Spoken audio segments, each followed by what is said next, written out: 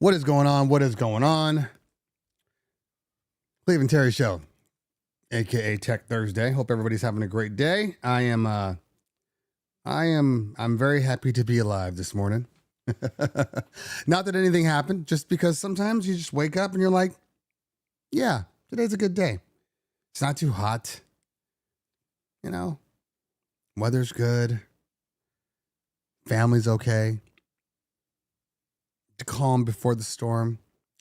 I think when you've been in as many events as I've been in as of late, meaning, what is this? This is the final week of May.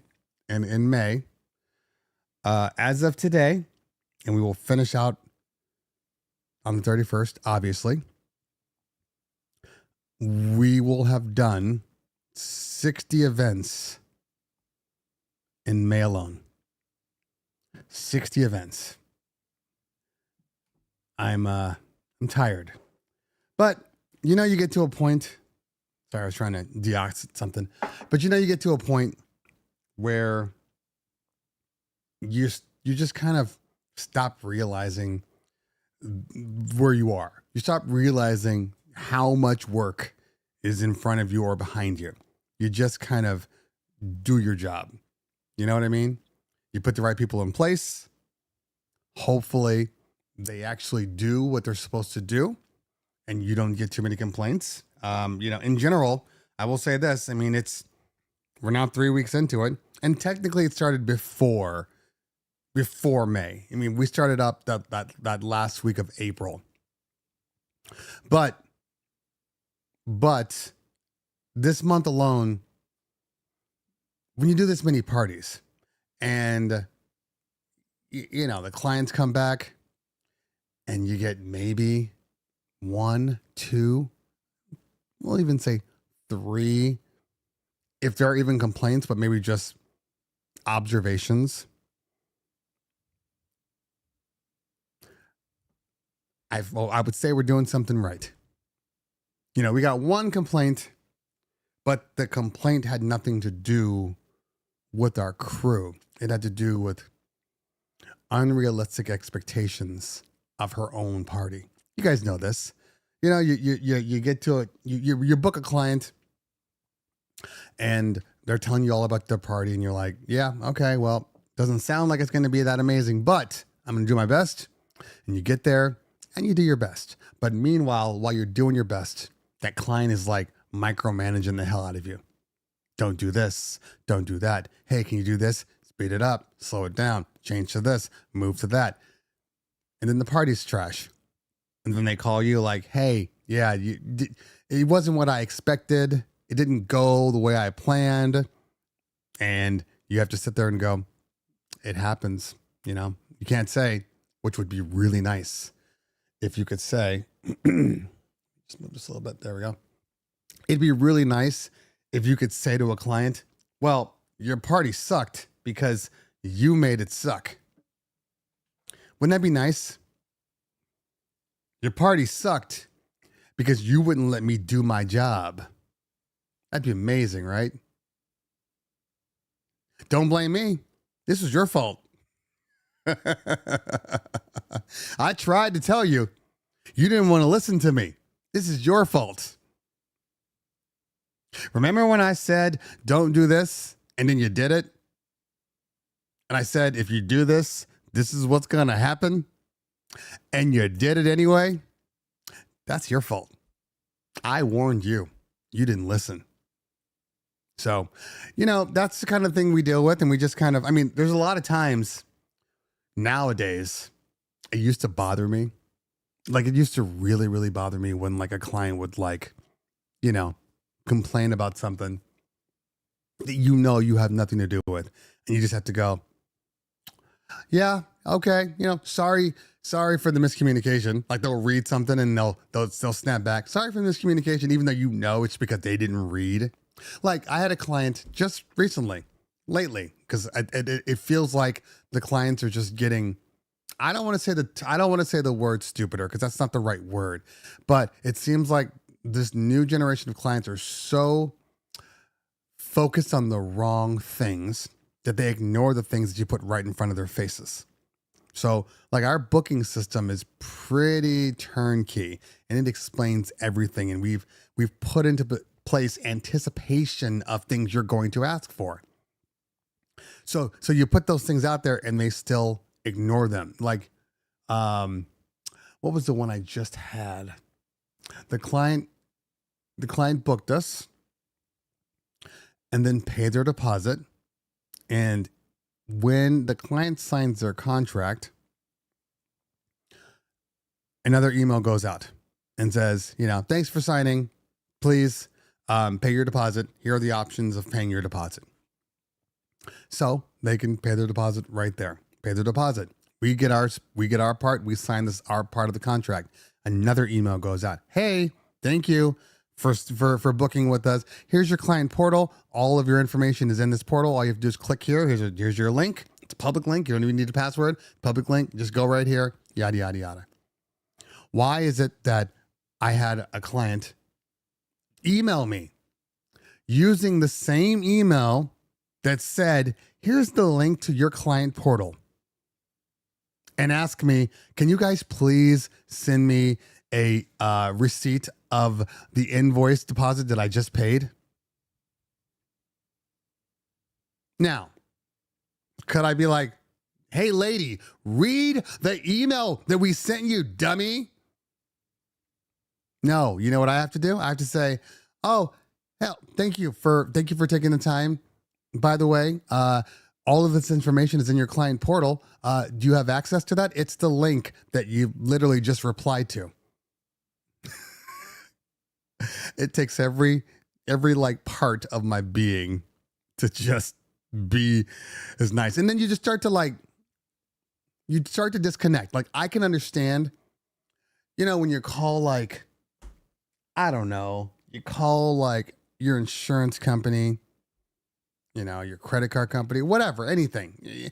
And you're on the phone with them and you're complaining and they're just like, oh, sorry to hear that, sir. But next time, and you're like, what? What do you mean, sorry to hear that? How dare you? And they're just sitting there, yeah, again, I apologize. They don't mean any of that shit. They don't mean any of it. I understand.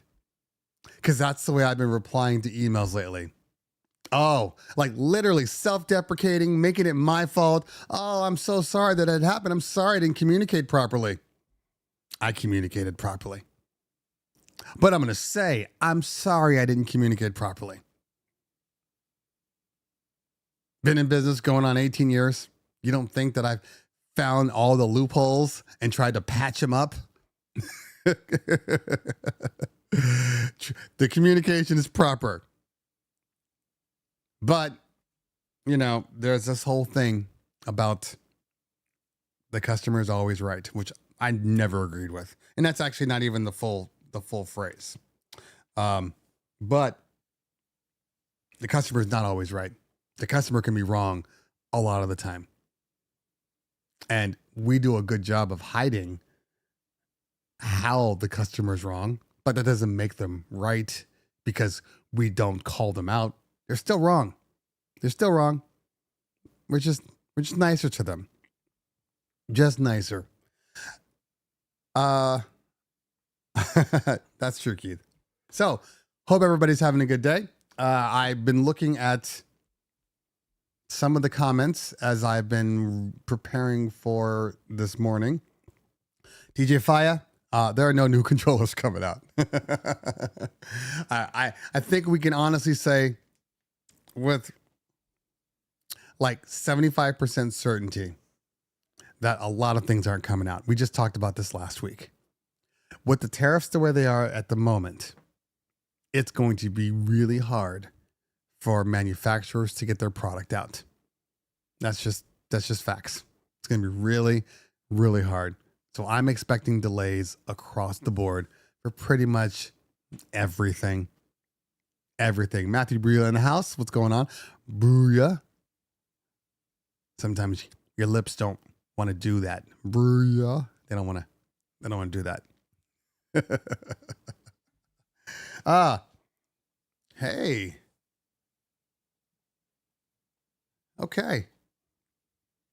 For some of you that have seen the shimmy, you know why I'm shimmying. But anyway, burnout is rough. I'm not burned out. I'm not burnt out. Maybe because every year May is bad. It's never been this bad. It's never been 60 parties deep bad ever.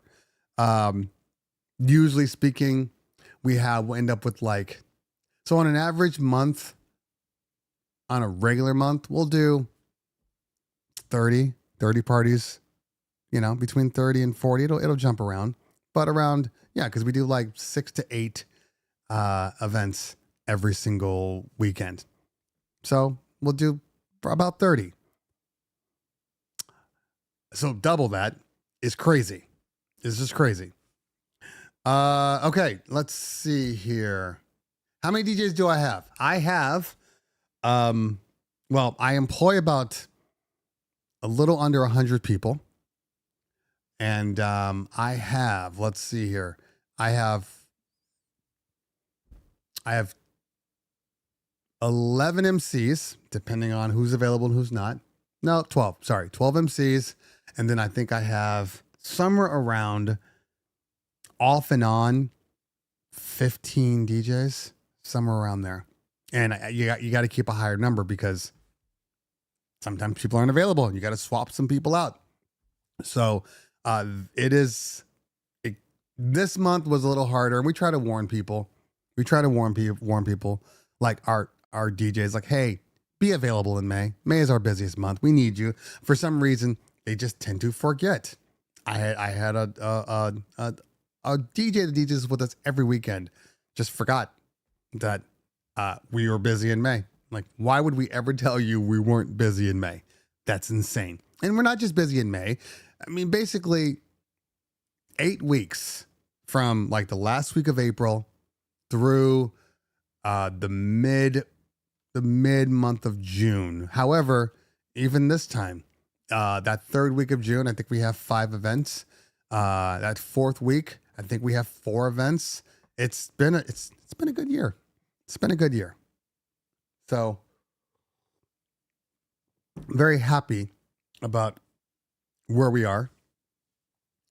But still, if you want to spill the beans on the Rain MK2, I did a whole video on it. Now I haven't broken it down, but it was pretty thorough. That first look, but it is what it is.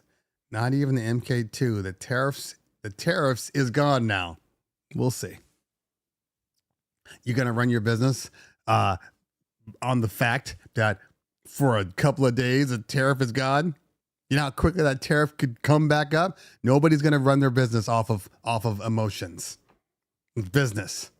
So I think they're still going to wait because tariffs, when something is not congressionally approved, they can change at any moment. Any moment.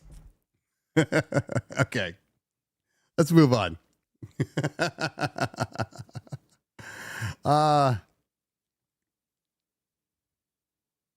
Hey, 100 parties is no slouch. Okay, I mean, I always tell people this. They're always like, well, I only do this many. Well, I only do this many. The fact that you have 100 people paying for your services is amazing. It is amazing. There are levels, but it's amazing. My first year, when we went off on our own, we did 30 parties. The second year, we did about 60 parties. In the third year, we finally went over 100 and never looked back after that. So now we average somewhere around 400. Like I always tell people, and again, there are levels because you might go, I got friends, that are in the East Coast and Southern California, and they do 1,000 events a year. And I was literally like, oh my God, I suck. I'm only doing 400 a year. I suck. And then I talked to them about it. And he's like, no, don't feel bad about yourself. He goes, because remember, we take every party and everything we do, we count as an event. Okay. Like if we send out something, it's an event. So a lot of the weddings, he goes, we have weddings on Tuesdays, Wednesdays, Thursdays. They might pay $200 for that ceremony or for that party, but that's a gig. So I have to keep it in relation, you know? I mean, I do a lot of events, but this is pretty much only the weekend. We don't really do weekday events unless it's corporate, but we don't do weekdays. It's just weekends. And for the most part, it's just Saturdays. Anyway, yeah. Audio One in the house. What's going on, fam? This is funny because we got our floors and, yeah, we got a lot more than that. I assumed, and you know what happens when you assume, because they came in, I wasn't in the office, but I could see them in the ring and everything. And they brought them all in. And then I said, oh, because we're at a point now where sometime either at the end of this year or like the beginning, middle of next year, we will be in a bigger warehouse. We will at a minimum get a storage unit for all the stuff we don't use most of the time. But if we can get just a bigger warehouse, then we'll just do that. But when I saw them bring them in, I said, can we consolidate them anymore? Can we stack them? And then my partner goes, you don't understand. These things are heavy. Now, keep in mind, we got big ass LED wall boxes that we stack. We lift up and we stack. He said, these cases are so heavy that we can't. We lifted up one time. They were able to get it up on one row.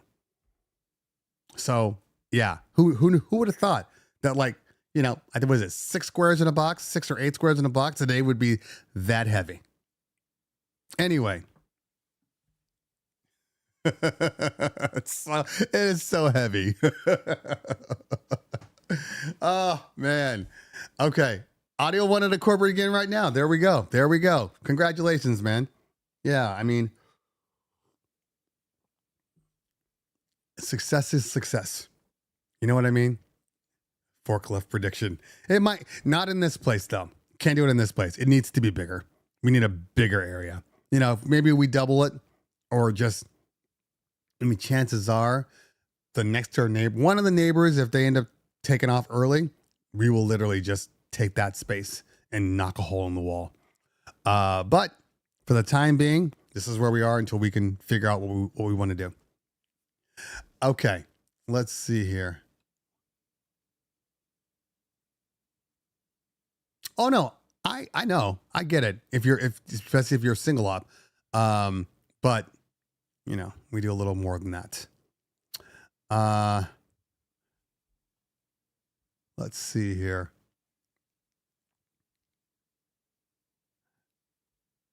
I don't have any tech specs. I have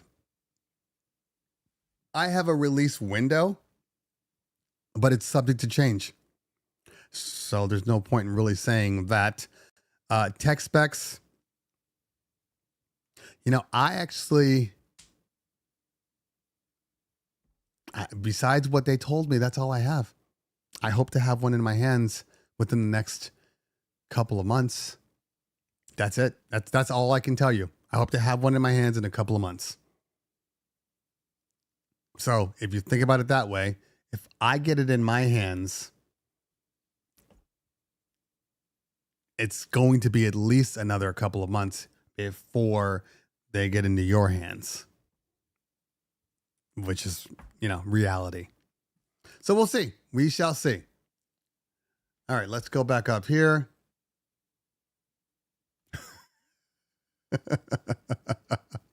Sorry. You know what? You don't have to do anything you're not comfortable with. If you're comfortable calling people out, hey, and people just understand that that's how you work, I don't see a problem with it. Oh, I know, phonographics. Thank you so much. So I actually go back and I actually watch every single stream that I do. Most of the time to see if I can pull out some gems, which I still need to just sit down and cut up some stuff. But most of the time to get that, also to see if I've missed any like glaring questions. And I'm like, oh man, because you miss some things happen. But yes, I knew that literally on the way. I was tired. Last week, tired and literally just getting over a cold. So I'm now I got it from my partner, not my wife, my business partner, when we were in the Bay Area. What was it, 2 weeks ago? Almost 3 weeks now. And yeah, he gave it to me and it lasted for 2 whole weeks. Actually, technically almost 3. Because this is the best I've felt like waking up today in a long time. I haven't gone to the gym in 2 weeks. I was supposed to go yesterday, but then I had a gig, so I had to go do that. So I actually carried out all of my equipment by hand.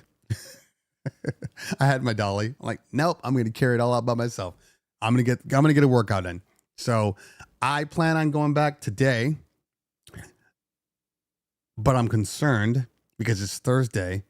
But tomorrow, I get to help my oldest daughter, who's 26. I get to help my oldest daughter move into her new place with her man. So that's a thing. This is their first like real relationship, moving in. I mean, she's been on her own since college, but now that we're at that step,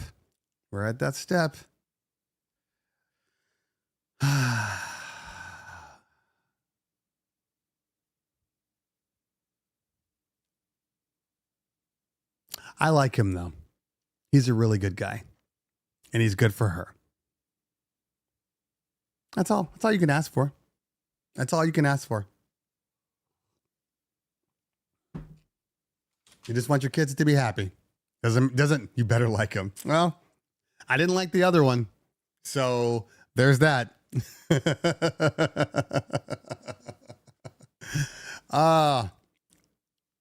Yeah, so I'm not going to tell any spoilers to anybody that hasn't seen Sinners, but if you haven't seen it, go see it. And I would recommend definitely seeing it in a movie theater, assuming you're not a deep South racist.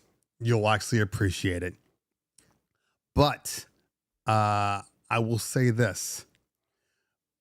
When that part started, and then I heard the mashup starting to happen, we're all DJs. We hear when, this is supposed to be like the early 1900s. And all of a sudden I'm hearing like a current beat. And my first thought was like, oh no, here we go. And then I don't know what it was, but the first like 30 seconds of that particular part sounded a little off to me. And I was like, oh, this is going to be corny as hell. Okay, here we go. But it got better and better and better. I was so impressed because when it first started, I'm like, oh God, here we go. And it just kept getting better. Anyway, you guys should go watch it. Okay. I will be reviewing the PTAU 2s soon. Yes, I will. At some point. When I'm again, it has nothing to do with it has nothing. I already have everything I need to say in my head. It's going to be an easy video. It's the time. I am legitimately have very little time right now. It's very, very frustrating. And sometimes I'm like, I got to choose. Am I going to the gym? Okay. So today I'm supposed to be just at home. I got meetings at 1 o'clock or whatever. I got all these things I got going on. Okay. Normal Thursday. But why does my wife wake me up and say, oh, by the way, something came up. I need you to take her all the way out to LA to go get her hair done. And then you can leave right afterwards. You don't get it. You don't go out that way and leave afterwards. You're kind of stuck around that area. So every time I want to just be at the house, like be at the house and work on some stuff, I get pulled away. And this isn't the kind of thing where I can just do a video while I'm driving. Hey, let me talk about this microphone, and I'm driving in my car. Like that won't work. So I have to be here or at my warehouse. I have to be here. So yeah, needless to say, I'm having a I'm having a timing issue. I'm literally having a timing issue. And you got the end of year stuff. We got all of our school events that haven't even taken place. Like next month. Yeah, we're probably going to end up with 40, 45 events next month too. And then we're literally dead in July. I think right now we might have an audio install for another DJ. Yeah, go to LA and go back home. Yeah. How does she get back home? Oh no, sorry. So my wife will pick her up because she's getting her hair done. You know that's a 3 to 4 hour process. So she was just gonna literally have me drop her off and then she'll pick her up afterwards. I'm like, you're on your own. You're on your own, little 13-year-old. Anyway, so I have that. We're trying to plan for my daughter's bat mitzvah in August. I think we finally locked down a location. So I've got all that going on. My wife can't go. If she could go, she wouldn't be asking me, but she's got other things going on. And if we have any like real arguments right now, that's the one. Like, you gotta let me be home. Oh, and stop spending so much money. Those two. I'm sure that's normal conversations. Wolf Mix Firmware 2.0 is updated. It's here. I did not upgrade yet because because it's been working for me. So I just didn't feel a need to update just yet. I will update. Probably, actually, I don't need them this weekend. We're doing an LED wall. Normally I run my lights with the wall, but I don't need them this weekend. Tell me about it. I will update. Anyway, we'll see. I hear it's good though. I hear it's really good. I mean, I saw parts of it at NAMM. There's a lot of features that are very much necessary, but we'll see. We'll see. I will absolutely update. There's so many things I have to do. Oh, it does. Okay. Yeah, I'll let you revert and all my stuff will be gone. And then I'll try to go load my backup and it'll be like, sorry, this only applies to 1.5.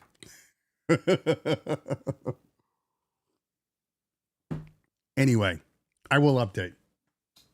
Where is my box?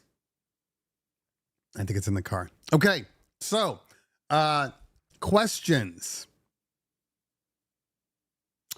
Anybody have any real questions today? Anybody have any serious questions today?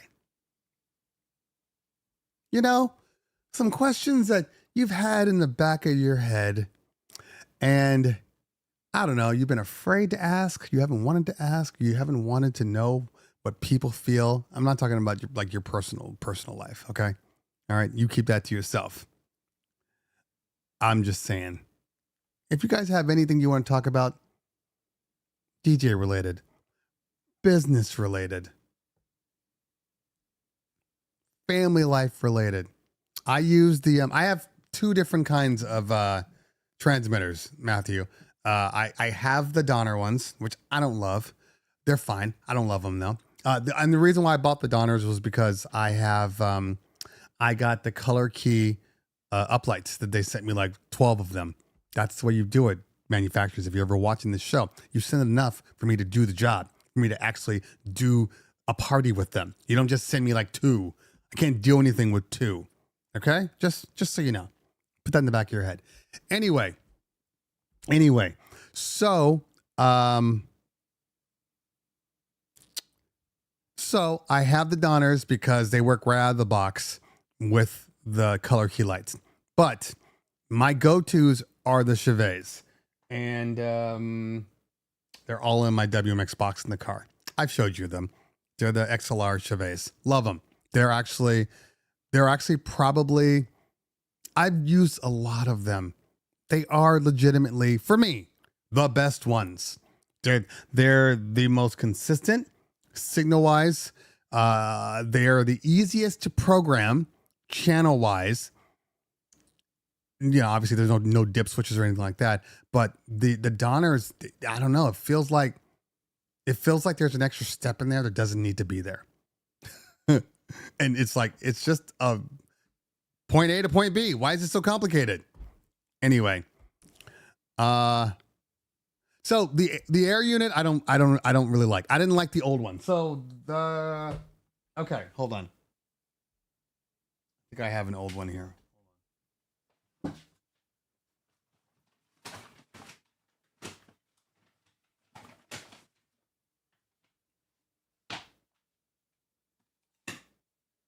I lying? Oh, there it is. Okay, so this was the original ones, obviously the old school D5s, and these, and then you could flip these from transmit to receive. All right, so these are the ones, but then they came out with the. Should I go grab them? You guys have seen them before. I don't think I need to show them to you. You know what they look like. But they came out with those, and obviously they have the USB ones that you plug into the fixtures, like the red ones, and now they come out with a black version, which are smarter. The black version actually looks a lot more like the regular D5s, and they seem to work. But the D5s, I don't know what it is. They just work for me, and that's why, that's why it's so hard for people. It's hard to do reviews, and it's hard for people listening to reviews for them to step back and understand that it's always a perspective, right? It is a perspective of mine, the way I use them, where I am, where I live, the situation, the scenarios, all of these things are based upon real world experience for me. But it may not be the same for you. When I did the X5 wireless review, and I said, these are great. They work for me. Philip Town was like, I couldn't even walk out of my house with them. I was having all these problems. I'm like, look, okay, I get it. So there might be areas that they don't work properly for you. But Philip Tan is reasonable. He'll look at it and go, oh, well, that's probably why. He won't turn around and say, no, you dumbass, they're horrible. Don't listen to this man. They fail all the damn time. You see, the world's a pretty big place. So sometimes this happens. I used my X5s at a wedding this weekend.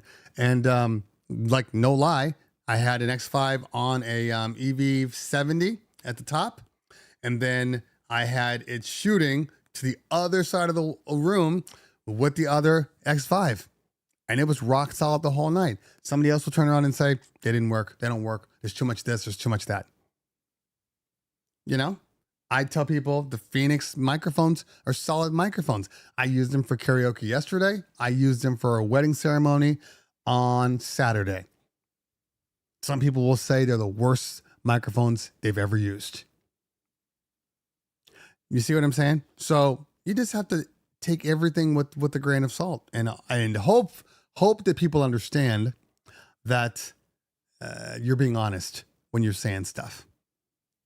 I'm not beholden to. Look, the reason why I am where I am right now is because I'm not beholden to any specific manufacturer, and they don't pay me to do reviews. That's the reason why. That's the reason why sometimes they take longer. They're very honest. And I always tell people, any review, I'm going to be honest. If something's not working, I'm going to be honest. Just be prepared. We need to approve it first. It's not going to happen. Even this table, they were like, yeah, you need to send us a video first and then blah, blah, blah. And I just did the video and sent it out. Like, nope. No. You're not going to change. Well, you were supposed to do us first. Is the video good? Yes. Why are you complaining? I'm not some random dude. I've been doing this for years. I know what you want. I know when I complain. I know what you're really trying to say. I get it. That's it. DJ Dell in the building. What's going on? Okay. Oh my God. How come there's no new exciting hardware by now? Because we have a crazy ass president. That's why. You think I'm lying? That's why. Honestly, I need to put up top here. No new hardware because we have a crazy ass president.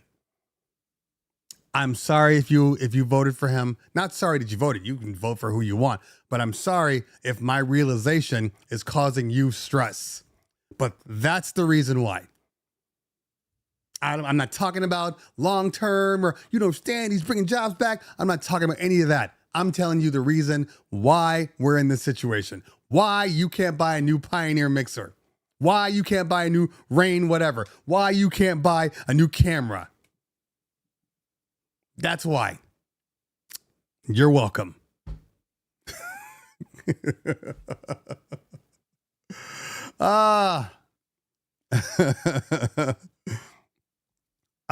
New update is better. You know, it's very interesting, DJ Pro. It's very interesting because something happened. There was an update, and you know, I use DJ Pro, and I've been having a slight bug lately. It's a very simple bug. It's not a bug. It's not a bug that makes me stop using it. It's a bug that makes me go, damn. I always not MIDI map, but I always change my shortcuts because I like my shortcuts to be a certain way.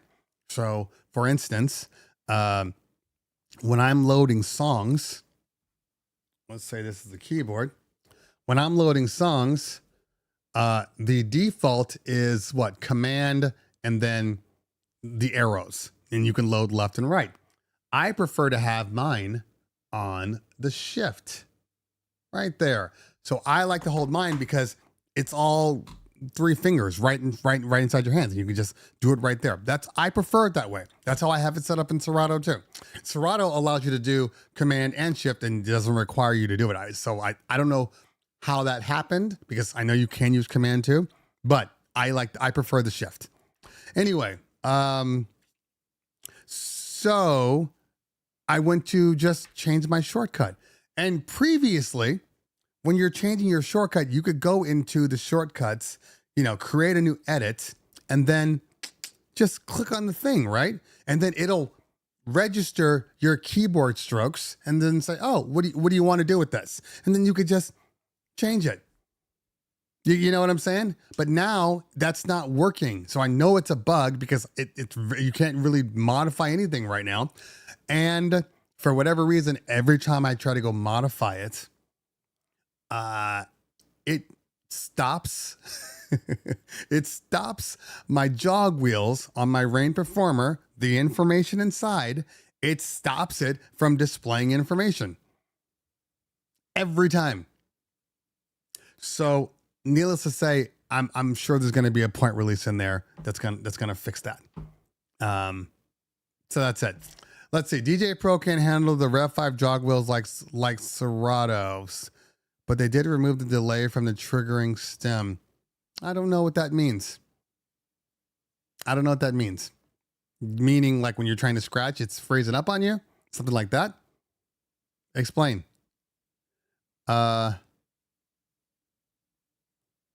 Yes, I would agree with you. What's wrong with the gear we got now? You're right. See, this is what I'm saying. You need to say DJ Tone, honestly, because take it from experience. This is an absolute statement. All right. Absolute statement. Now, it could be 100% accurate, but this isn't factual. So you have to put in there, in my opinion, Sennheiser are the best for remote speakers. Because some would argue and say, no, use a microphone. Use a microphone in-ear system and then do it that way. And you get longer reach. And somebody can always argue with you. Trust me. I know. People love to argue. Yesterday, I will tell a quick story. So yesterday, I was on the DJ help desk. And someone it was actually like 2 days ago, which was why it was so strange that this response came. Somebody was using the KC12s, the, QSC KC12s. And in his top line, he said, don't tell me that these things can't do 300 people. And he also had an E-verse. And his E-verse, he had one E-verse for a 300 person ceremony. He goes, oh, and one E-verse will do the job on a ceremony. Okay, great. So he posted it. So I felt the need to just clear the air. It's a help desk. It's designed to help people. And that kind of statement is very misleading to people because the first line I saw was, thanks for this. I'm about to go buy them. Like I was going to buy them. I'm just looking for verification and you just gave me verification. So I just said, yes and no. Again, not hating on the KC12s. I know people think that I hate on them. Not hating on them, just being honest about the situation. And I said something similar to the effect of, yes, you're using these speakers for 300 people, but the dance floor was like 18 by 18 or like a 20 by 20. I'm like, so it's not, you don't have 300 people on the dance floor. Your dance floor is for like 150 people. So yeah, these speakers will do fine. They're outside. So that's a big question mark for me, but I didn't get into that. And then I said, if this was a larger room and you had a bigger dance floor and all 300 people were on there, I don't believe that these speakers would have been nearly enough. Okay. Then he had his E-verse. He had an E-verse and it felt like it was a mile away from the ceremony. Okay.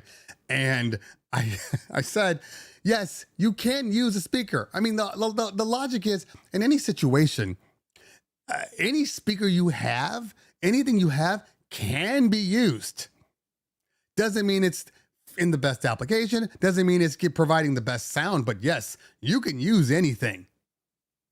Anything. So he had one E-verse. So I said, the E-verse are good. I know. I had E-verses on my ceremony just this weekend and I used them for backfills in the party. Absolutely. E-verses are great. The E-verse 8s are great. But I said, you're blowing out half your crowd because the ceremony was over here. Okay. And then he had the speaker right here. He didn't even have it in the middle. He had it over here. So he's got to project sound all the way from back here to this area, all the way to basically the corner of that is a lot. That is a lot of sound and somebody's not going to be happy. And it's those people in the front that are not going to be happy because you are blowing them out. So I said, 2 are better. 2 are better for balance. That's it. Okay. So I say this. He says, you're absolutely right. Blah, blah, blah, blah. I watched his video. Yada, yada, yada. Okay. Why is it that a guy came in trying to shit on me? Now, I have said this, and I will continue to say this. On the help desk, my name is Terry Bowens. Terry's my middle name. We've been through this. He felt the need to just come at me because he didn't think I knew what I was talking about. What you're saying has nothing to do with this and that, and you came at him all wrong. You should have done this and you should have said that, right? Okay. So I said to him, I'm sorry. I just literally answered what he asked. I didn't know that I needed to get approval by you first. So you don't need to get approval, but then this and this and this and this and that. So I took the beginning of his paragraph and I reposted it. And it literally said, tell me that these can't do 300 people and the e-verse, right? And after that, he did what I appreciate. Okay. He said, you're right. I am wrong. I just realized where you were responding and I didn't see that. My apologies. And then I said, no problem. Now, during that whole conversation, I could have been like, who the fuck are you? Who are you talking to? Blah, blah, blah, blah, blah. And it could have escalated in the whole thing. I kept it civil. For a couple of reasons. One, because I know a lot of people, they don't know when they see Terry Bowens, they don't know that it's me. So they're always assholes to people they don't know, which is, it's quite funny to me. Being where I am sometimes and realizing how people are when they don't know that it is you versus when they do. It's quite humorous to me. And actually kind of frustrating because that just shows how a lot of people really are like in their daily lives. And that's sad because there's a lot of people with truly good information out there that are getting shit on because they don't have a name behind them. And that's dumb. I mean, especially when you got places like the help desk or such and such and such. Like it's designed to get information from people that actually, use the product or have had experience with that product. But if you don't have a name, oh, well, what do you know? Maybe I know a lot about it. Maybe I'm a guy that's just not really good on camera. So I do all my research and all this stuff and I tell my friends and then I write because I can write, but I'm not good on camera. I'm not comfortable literally looking at a lens and connecting with it. There are tons of people like that. That would be like me seeing somebody do a YouTube video and being like, oh man, that's trash. Oh, that sucks. Oh, that this or that, because I don't know them. Everybody starts somewhere. And when you start off bad and you get better and better, or you burn out. I don't think there's anything, either you get better and better or you burn out because a lot of people are very impatient. And when they don't see the results they need, they give up. I think that's the case in anything, You go to the gym, you're there for 2 weeks. I haven't lost any weight. In fact, I've gained a couple of pounds. This sucks. They stop. You go to watch a TV show. Oh, first episode was terrible. I couldn't get through it.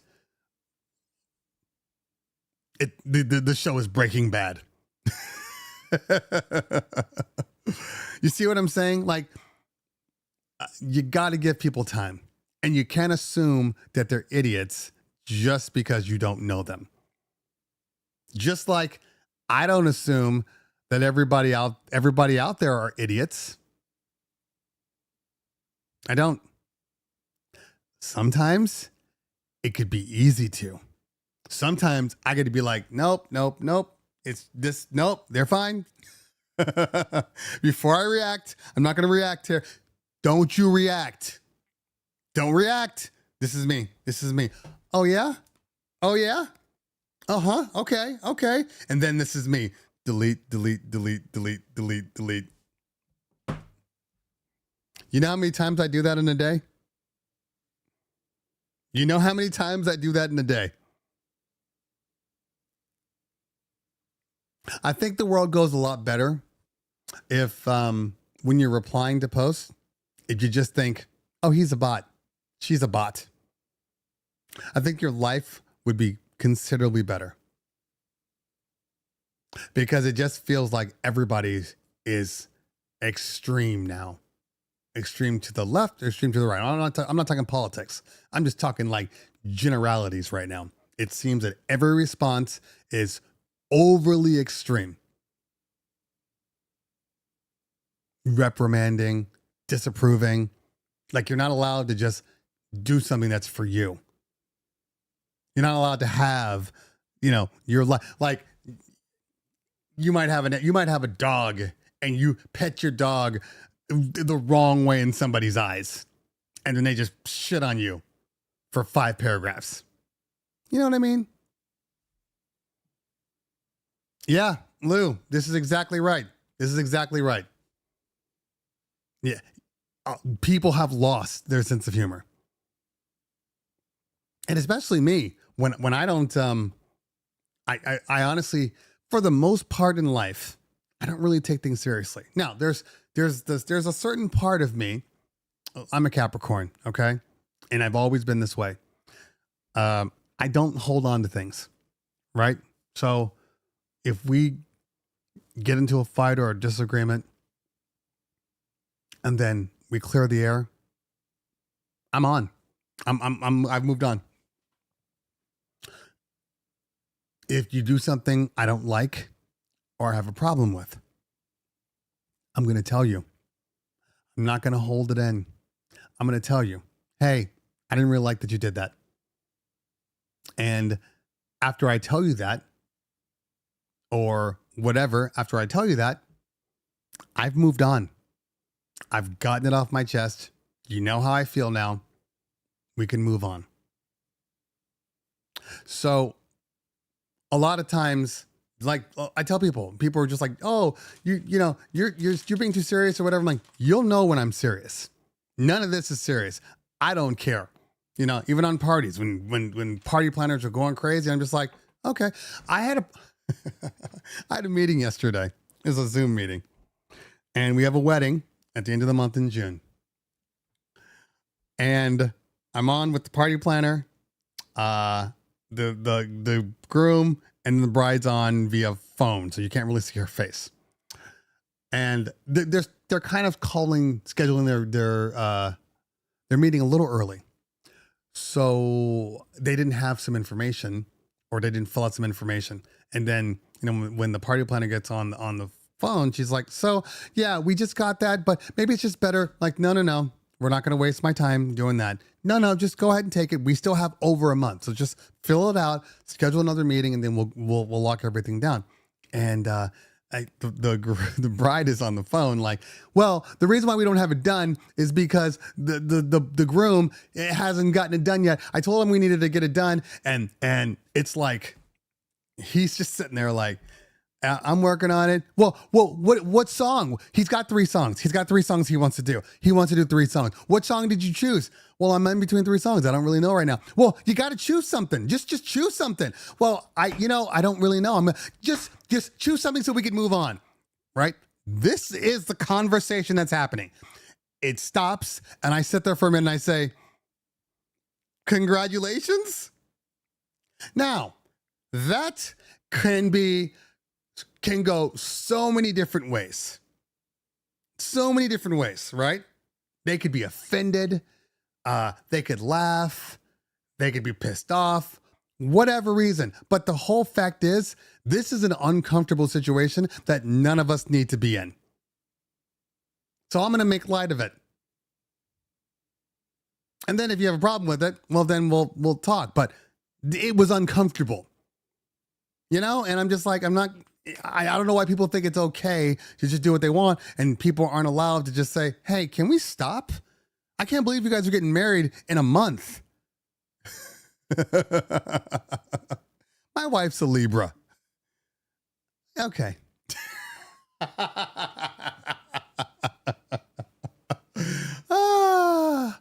Anyway, let's see. You have to learn to let things go. Otherwise, everything will bury you. Yeah. That was my whole part of social. Social right now to me is getting harder than it needs to be. Not because I can't do it, but just because it just feels just real negative right now. And anytime I go on social and I see something that makes me happy, they always tell you, if you want to be happy in social media, just don't read the comments. Don't read the comments. Just see the first part, like it, leave your own comment, and take off. That's the only way you're gonna survive. But somebody like me, who will do a video or do something, I've always prided myself on reading all the comments. But now, some of these comments are just stupid. Just stupid. So now I no longer respond to stupid. Haven't in a long time, but I still read stupid. So that's still something I had to absorb. I had to absorb a little bit of your stupidity. That sucks. That sucks. Anyway, they changed something on my internet. And when I first started the show today, it said drop frames like 150 and it was at like 75%. I almost turned off the stream, but now we're down to 0.2%. But I'm still dropping an occasional frame. It's kind of annoying. It's the internet. It sucks. Okay. This is very true. Nobody actually researches anymore. Everything is fact. Well, they said it online. It must be fact.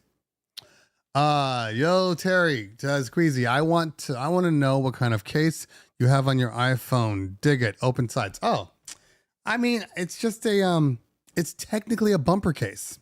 So, and they make bumpers too. But yeah, see, look, it's just super thin. So the sides are open, and then it's got the MagSafe ring just for added magnets. But yeah, just a bumper case. Every so often I take it off and I look at how beautiful the iPhone is. Then I go, and then I put the case back on.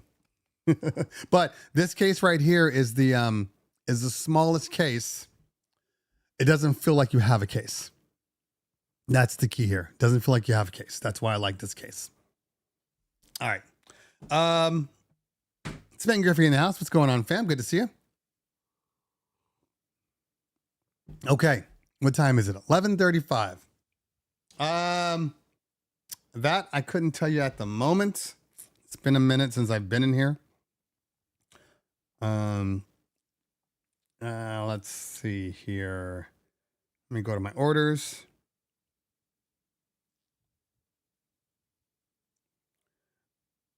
iPhone case. Okay, so the one.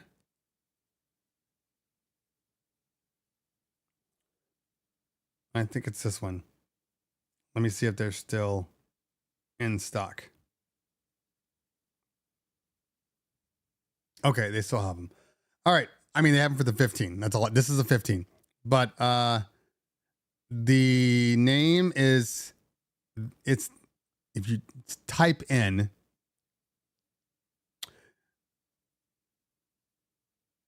ultra thin magnetic case, but the company is AOLIAO7 store. I did not. Did I try the J8s? Did I try the J8s? No, I didn't try the J8s. I did not.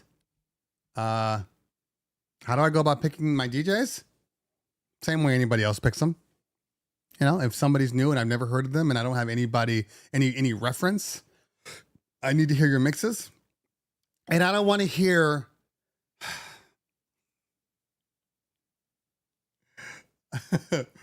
I don't want to hear your DJ studio mixes. I want to hear you mix. That I like DJ Studio. Okay, I've been messing with it for the past couple of weeks. I like it. It's a good program. It's got some quirks that I'm still not really used to, but I do like what they're doing. And I even like the attitude. I guess not the attitude. I like the fact that you can make a mix really quickly. And it can be pretty damn convenient and clean. I like that. But that doesn't tell me how you DJ. You know what I mean? It doesn't, I can't, nobody DJs that clean. So because of that, I still need to hear you. I need to see live. I need to see whatever. If you're at a nightclub, if I'm interested, I'll come see you.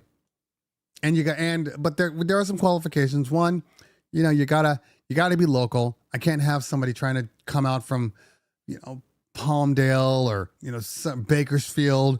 Like I can't have that. it's just too far away. I mean, I need you to be somewhere remotely in LA. Like the farthest we have a couple people that live in, most of our people are North Hollywood, the Valley, a little bit not too deep LA. Pasadena is probably the farthest DJ we have, but I got people that are like, oh yeah, I live in Chino, I live in this. It's too far away. It's too far. I mean, even Upland's kind of far, especially now look, I think there's a difference because some people, it depends on if I call you as an overflow and I know your equipment's good. Yeah, I might say, hey, I need you for this Saturday. Just go to the party, take your equipment, yada, yada, yada. Right. But if you got to come back to the studio to get equipment, to get any type of equipment, specialized equipment, uplights, gobos, whatever, if you have to come back and get that, you need to be closer.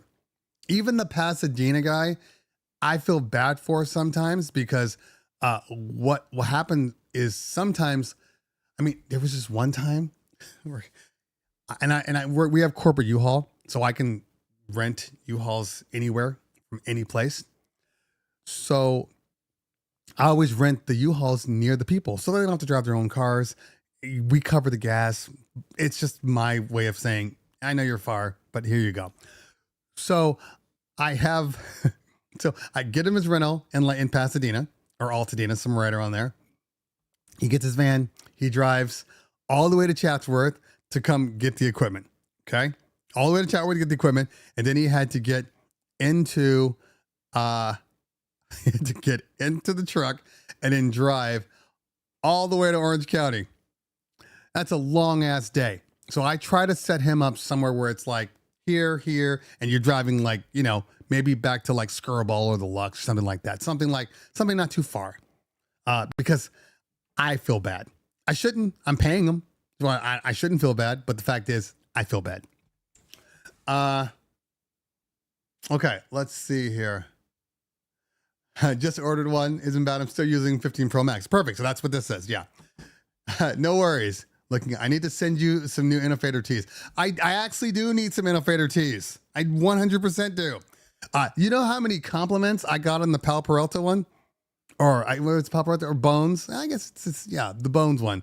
I got so many compliments on that one. So many. So yes, send it my way.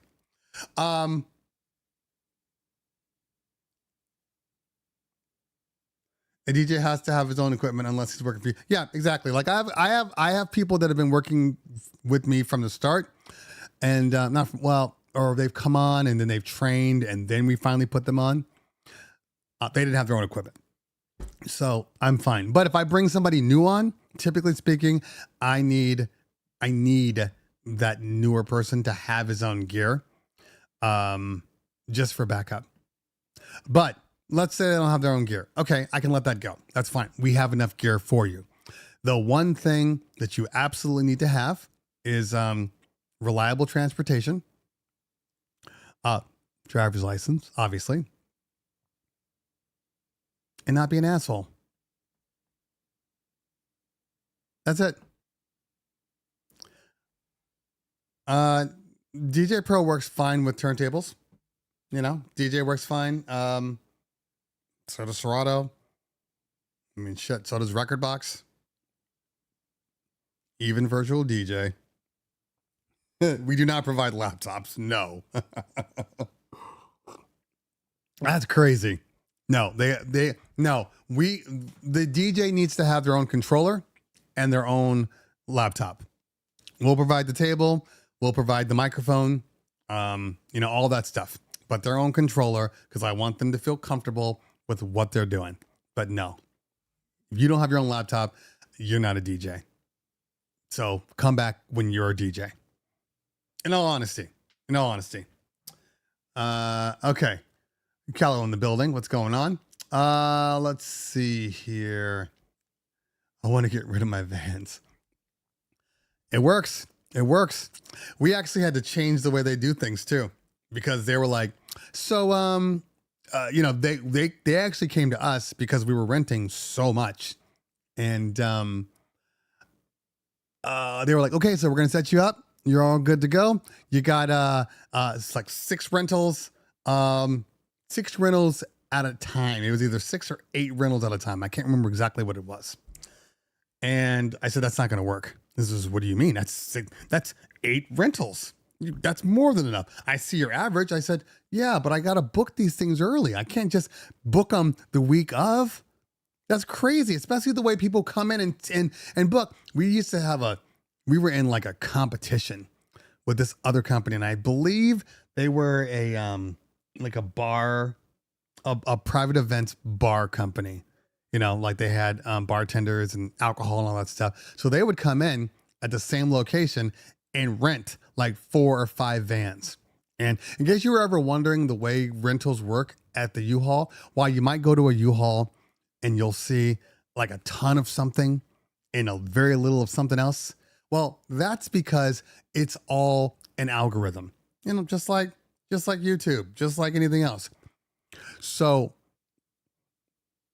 you might go to your local U-Haul and maybe they have 2 vans, right?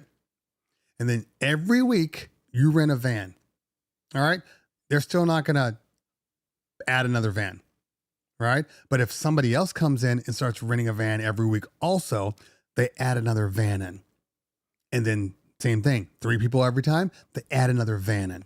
So we have been responsible for filling up U-Hauls across Los Angeles. It started in Simi, where the majority of the equipment was in Simi when we first started. And then they went from 2 vans to 10 vans by the time we left, because when we finally got our warehouse about 8 years in, we moved to the Valley. And then we went to the Chatsworth, the one on Devonshire, and we said the same thing. Hey guys, I noticed you only have 3 vans. Well, that's going to change. And now they have like 15 vans at their location. So that's how U-Haul works. Anyway, they make us use S8 tractor at my company, and I dislike it. Wish the company would spend on my Flex 10. That's why I don't. That's why I don't make them use it. What's the purpose of making you use anything? That's too much control. That's micromanaging. No, tell me what gear you have. Okay, that'll work. Look, if you're a DJ, especially if you're like a club DJ that does these parties on the side, you are using, chances are, a DDJ 1000, a Rev 7, or I mean, even a Flex 10, maybe, but you're definitely using a DDJ 1000 or a Rev 7. Like those are the top 2 boards. And pretty much everybody I ask is always a Rev 7 now. Did you call it Scam Fest? Okay. It's not. Is it Scam Fest? Is that what it's called? Scam Fest? I thought it was called Scam Summer, because Scam Fest would sound crazy. Okay. This is a very good question. Now, I didn't go last year because I was, where was I? I was out of town, doing an event. In fact, I think it might have fallen right around the DJ Expo. So I was at the Expo, and then when I got back, I was like, I was already late. And I'm like, I don't want to do anything. Scam Summer, Scam Fest, whatever they're calling it, is not a bad little mini conference. It's more of at least it was. I can't speak for last year, but it's always been a networking opportunity. A whole bunch of DJs, lots of Twitch DJs go to this thing, and they always have, because it's Sujit. So he's got his roster of scam people. So they always have really good artists performing all the time. So, and the only difference is, I wanted to see some of their classes, but some of their classes were not at the location. Because it's Hollywood, and it was spread out all around Hollywood. That was kind of annoying, because you had to leave the building. You see, you already parked and paid for parking and all that stuff. Now you got to go somewhere else and pay for parking and all that stuff. It's a lot, but I never had a problem with Scam. Never had a problem with it. It's always been good, solid. Now, are you going to get the same education that you're going to get from going to like a DJ Expo or even a mobile entertainment expo? Any of those? I doubt it. But if you're going for networking, you're in the right place. Okay. The party is here. Mac Joseph in the house. First company I started with brought me on from nothing, which I appreciate, but they lent out VMS 5s from American Audio. I think I hated it and didn't know anything else. Yeah. So there's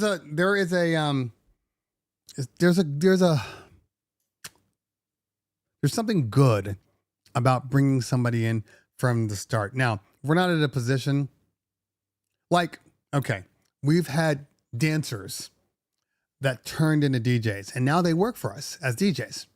Okay. Same thing with like MCs. Maybe they aged out and then, they moved over. So I don't have a problem with that. However, anybody coming in where they have not learned anything, I don't have time to teach you how to be a good DJ. And I'm not risking my I'm just not doing it. I've had DJs that have come in that have been good people and bad DJs, and I've worked around that to make them better. If I see an opportunity, I've had a couple of DJs, one in particular, and he still struggles. He still struggles a little bit with some mixes. Like he'll be going, he'll have, 10 songs back to back to back to back, just like perfect. And then out of the blue, he'll have the worst train wreck I've ever heard. And then he's back to normal again. And then 20 minutes later, the worst train wreck I've ever heard. I don't know, maybe it's got an ear problem. But here's the thing. And this is something that I think a lot of people should understand. Okay.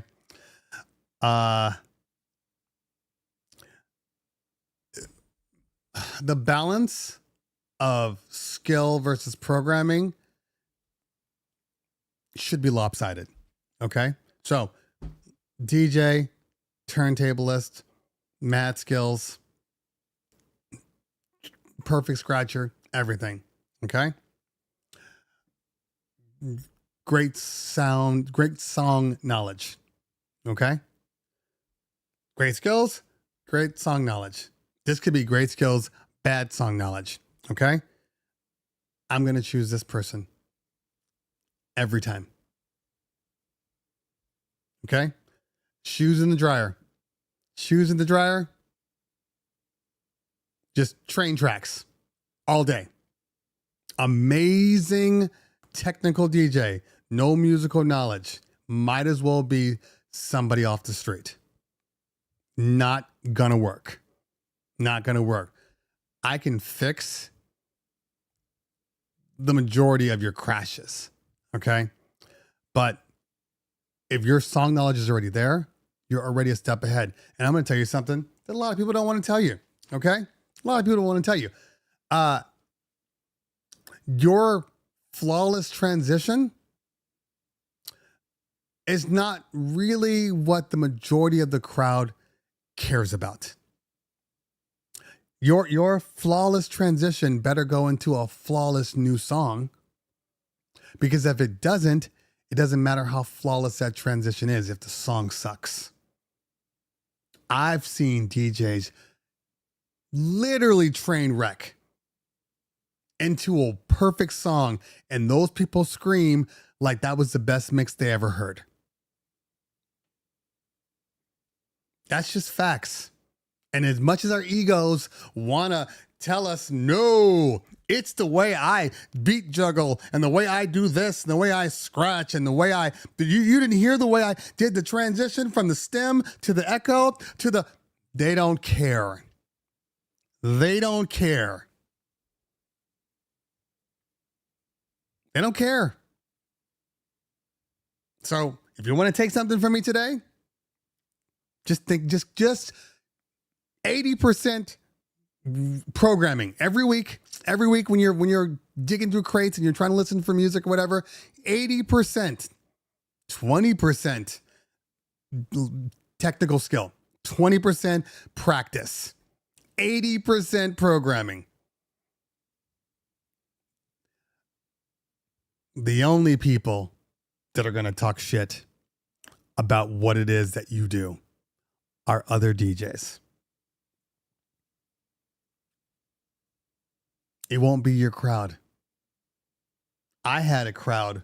I've seen this with my own eyes. DJ. Tudum, tudum, tudum, tudum, tudum, tudum, tudum, tudum. Right? Beats just trash. Just all over the place. Right? The crowd stopped. Looked at him. Like, what the... Right? The new song came on. They went, woo! And went back to dancing.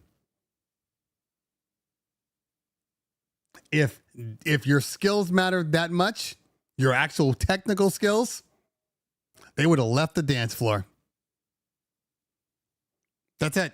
That's it. Now, please don't take what I'm saying and say, F learning how to DJ, because I'm going to call you out. All right. But in general, you really wanted to have the best of both worlds. Okay. Because I'll say this, because if somebody says to you, hey, can you send me a mix? Okay. We're interested in you. I had to do this. We're interested in you. Can you send a mix? If I send you a mix and now you're listening to it in your car, on your phone, whatever, you're hearing all the bad parts. That point, you're not going to get booked, even if your music is right. Because when people are listening, not dancing, not doing multiple things at one time, okay? You're at a club, you're at a wedding, you're drinking, you're dancing, you're talking to your friends, you're eating something, you're smoking something, you're doing all these things. A train wreck here and there, they're not really focused on, okay? But when you're sober and they're like, here's my mix, and you put it on, you're driving, you hear every single problem. And you're not getting hired. So you still got to have skills. Skills are still important, but it's nowhere near the most important. Now, do I believe that every DJ should know how to scratch? I do. Does that mean they need to scratch super well? They need to be scratch bastard? No. It just means I need you to be able to do a baby scratch on beat. Can you do a baby scratch on beat? Can you do it on time? Can you release on the one? That's all. That's all. I've always said my ability to drop on the one is considerably better when my hands are stronger. So when I practice my scratches on both sides, right, it's helping my ability to drop on the one. It's super easy. That's all. That's it. But yeah, you don't have to scratch. You don't have to scratch. But it'll make you a better DJ if you can scratch, not if you're scratching. Well, yes, this is absolutely true, Lou. A lot of people don't understand this. They don't understand this. And I know why, because DJs are assholes, and DJs don't tell other DJs the truth because it's hidden behind ego and resentment and everything else under the sun. So now your DJ friend that you happen to go to the club for, I'm going to the club right tonight. I got to tell my wife. I totally forgot. My guy, Sweet Pea, that I've known since I was like 12 years old, is having a DJ party, birthday party, at Louis, around the corner from me. So I'm going to go check him out and go hang out. But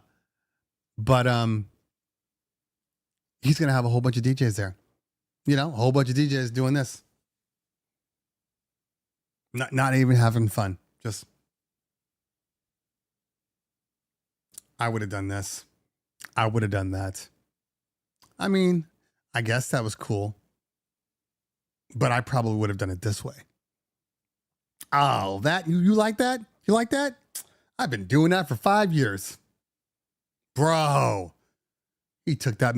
That's my mix, bro. That's my mix. You took my mix. It's cool. You can have it. You took my mix. He took my mix. Tell me I'm lying. Tell me that whole thing right there was a lie. Please do. Tell me.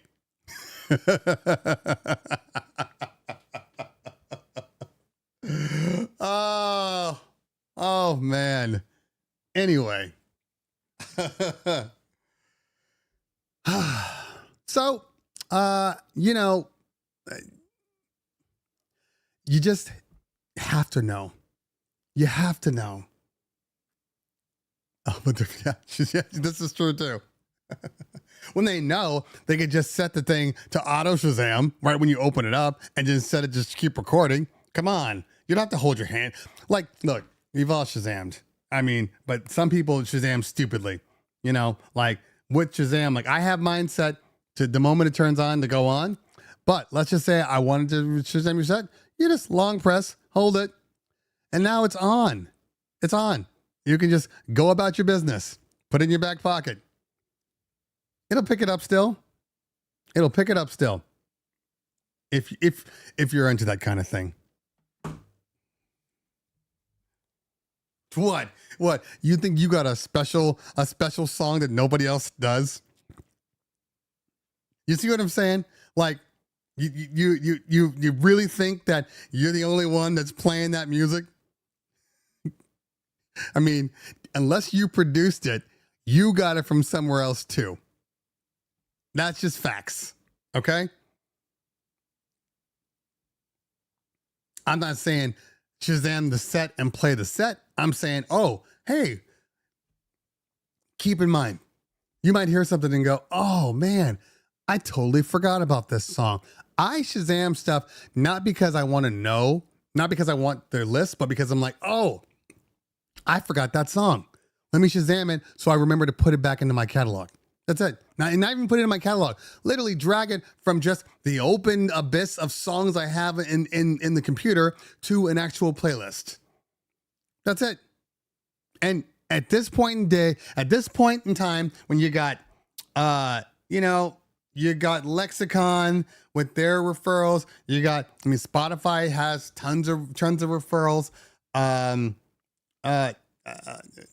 Crate Hackers, Beat Source, with all these playlists that are always available. BPM Supreme, they all have playlists available.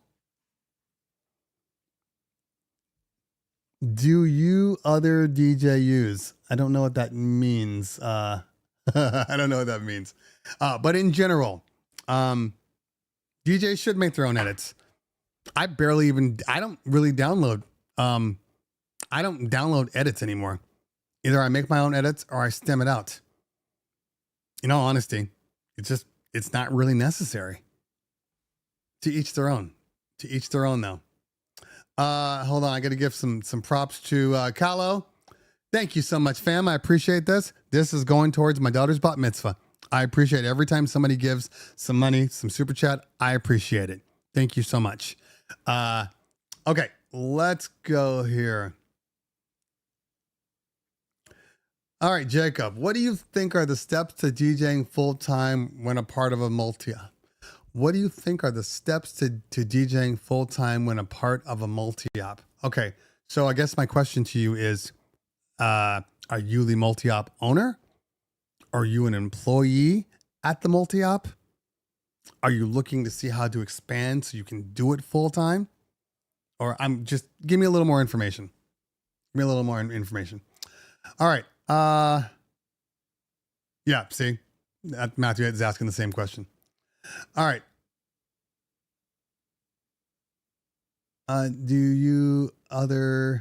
have a feeling that Kurt Tenice might not be, English might not be the first language. I don't hide tracks.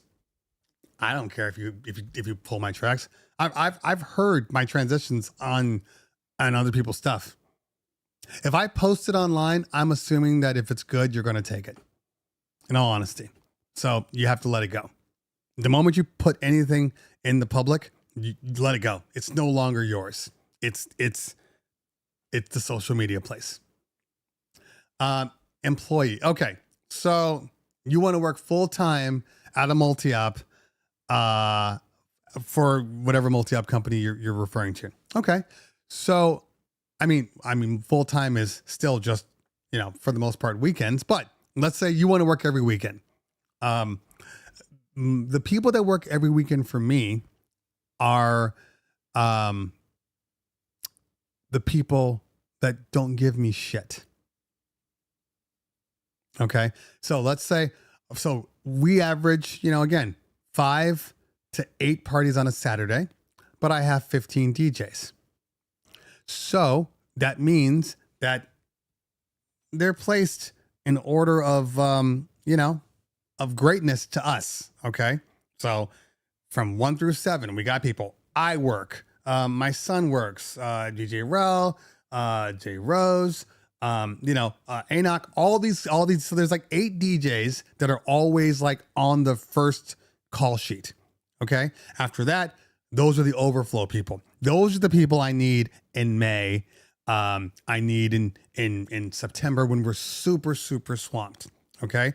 But in order for that 9th person to get down to 5 or 4, which means that they're guaranteed to work every week, you have to be going above and beyond. You have to be going above and beyond. Again, not giving me shit. When I need you, you're typically always available. You never complain about anything. You're just out there doing a good job, and you do a good job, and your programming is on point, right? You'll work every week for me. All right. Now, the thing about multi-ops or any company like we do, gig companies, is full-time is a relative term. I mean, most DJs that work part-time, if they're working every week, and let's say they're working for a multi-op, I mean, hold on, let me do some math here.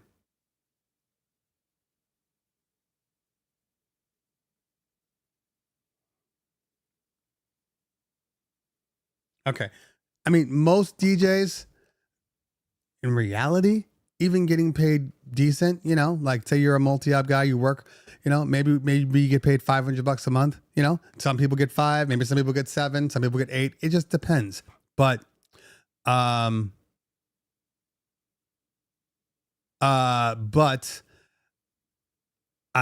going to make $25,000 to $35,000 a year.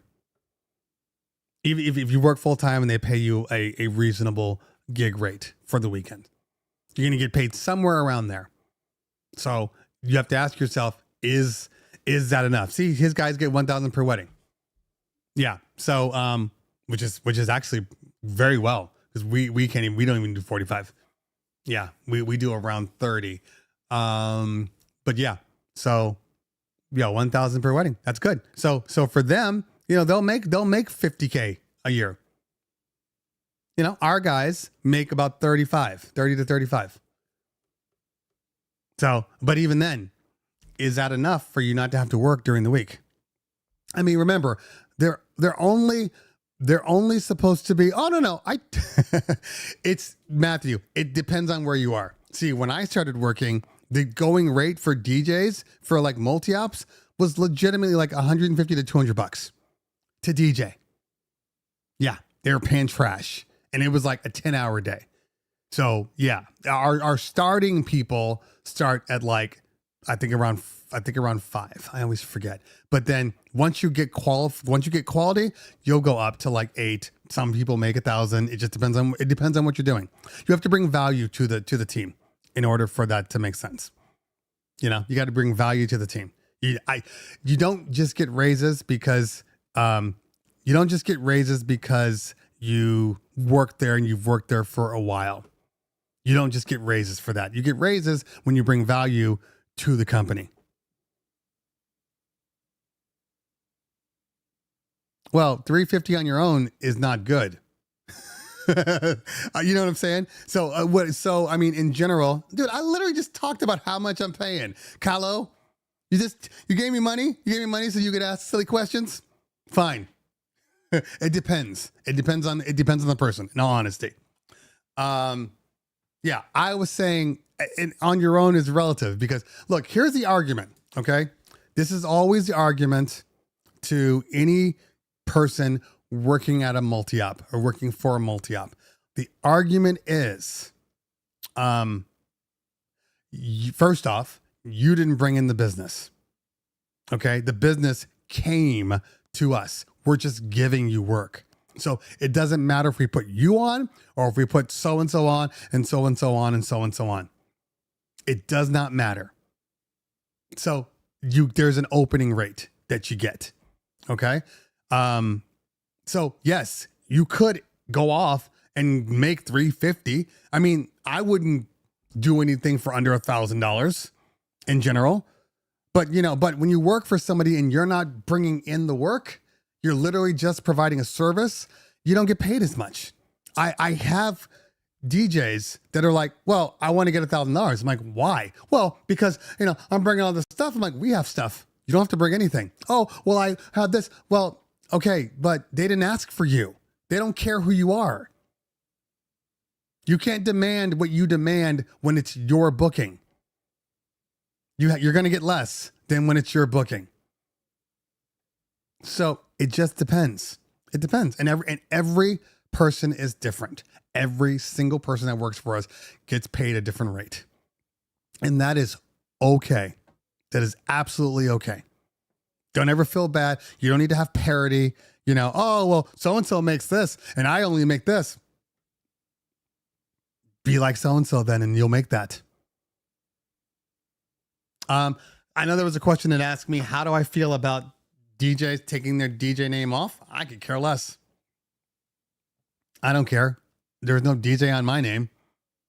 So it never bothered me. It never bothered me. Do what you're going to do.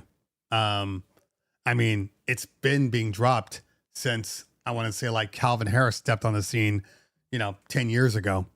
I know he's been around, but like really stepped on the scene.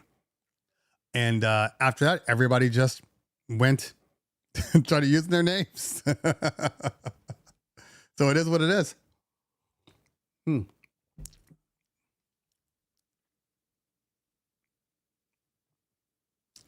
Okay, let's see here. God, stop moving.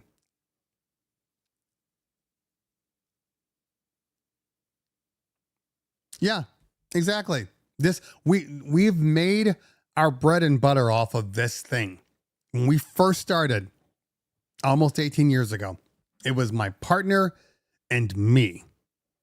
So every client saw my partner and me. He was the MC, I was the DJ.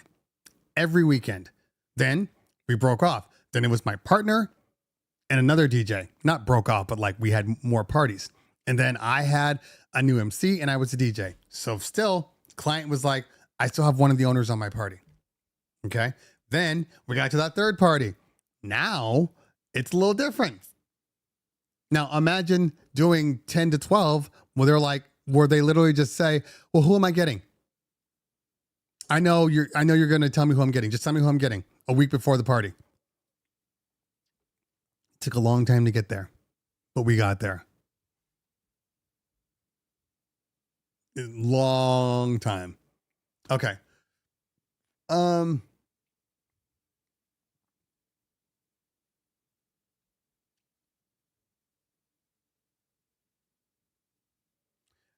Oh, so Nero, using this logic, are you saying that the rest of my stuff wasn't correct? How dare you?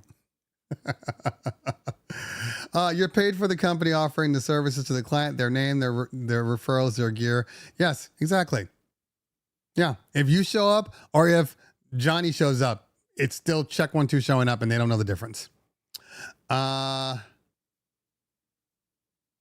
right, let's see here.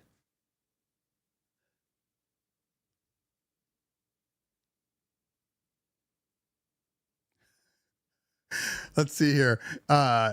It also helps if part of the value is you providing quotes.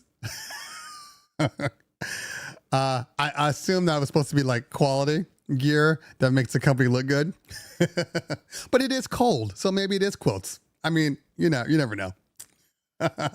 Yes, so when we have a couple people that we pay premium for. Not because of their talent, because I know their gear they're using. So there are overflow, and our overflows typically get paid a little more because they always have their own gear, and I know what they're using, and I know the strength they bring to us. So it just depends though. It just depends. But yes, absolutely. Anyway, quilts seem real comfortable. Okay. Club gigs in the 2Ks was like 40 to 150 if you got paid at all. Yeah, exactly. Yeah, I mean, I started doing this multi-op thing, not for me personally, but for the other company in 98. Yeah. And from 98 to 2007, when I was working for them before I left, because we started our company in 2008. Yeah, we got paid trash. We got paid. So when I quit there, we got paid to a point. I quit, but I was an MC at the time, and it was one of their busy overflow days. And they're like, "Hey, can you work this weekend?" Okay. He says, "Hey, can you work this weekend?" And I said, "Sure, but I don't really want to." And he's like, "Okay, well, what it's going to take for you to work? I really need you. We're there. We don't have anybody else to do it." I said, "It's going to cost me at least twice." He's like, "Cool, I got you." First off, twice was $500. Okay. That's like starting pay for us now. And I was like, "Hey man, I just got $500.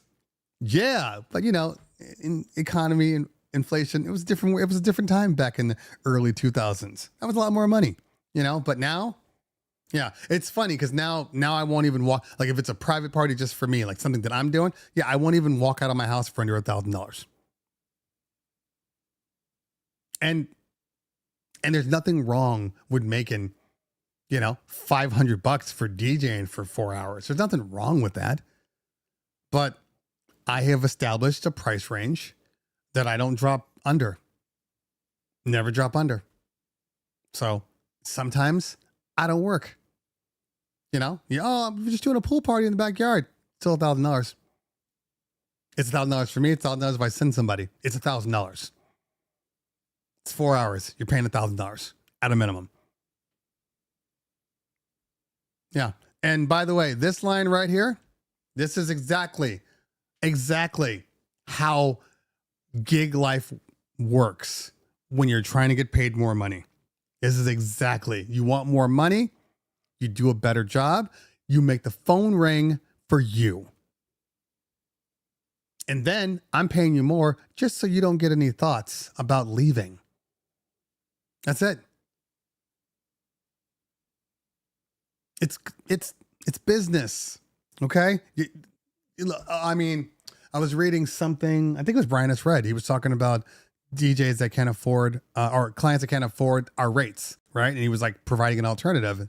Somebody had said something to him. And then he said, yeah, well, no, we just need to provide an alternative for when we're not going to be doing something that cheap.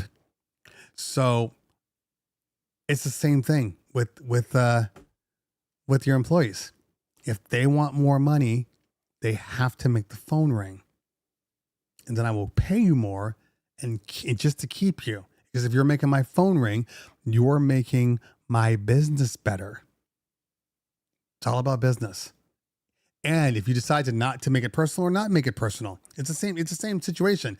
If you're not making it personal and it's business only, well, then you're like, that asset is proving good and they're making me a lot of money. If it's personal, it's like, oh, I'm so glad that person's succeeding. I want them to keep succeeding. My biggest flaw is my partner and I just had this conversation. Our biggest flaw is the fact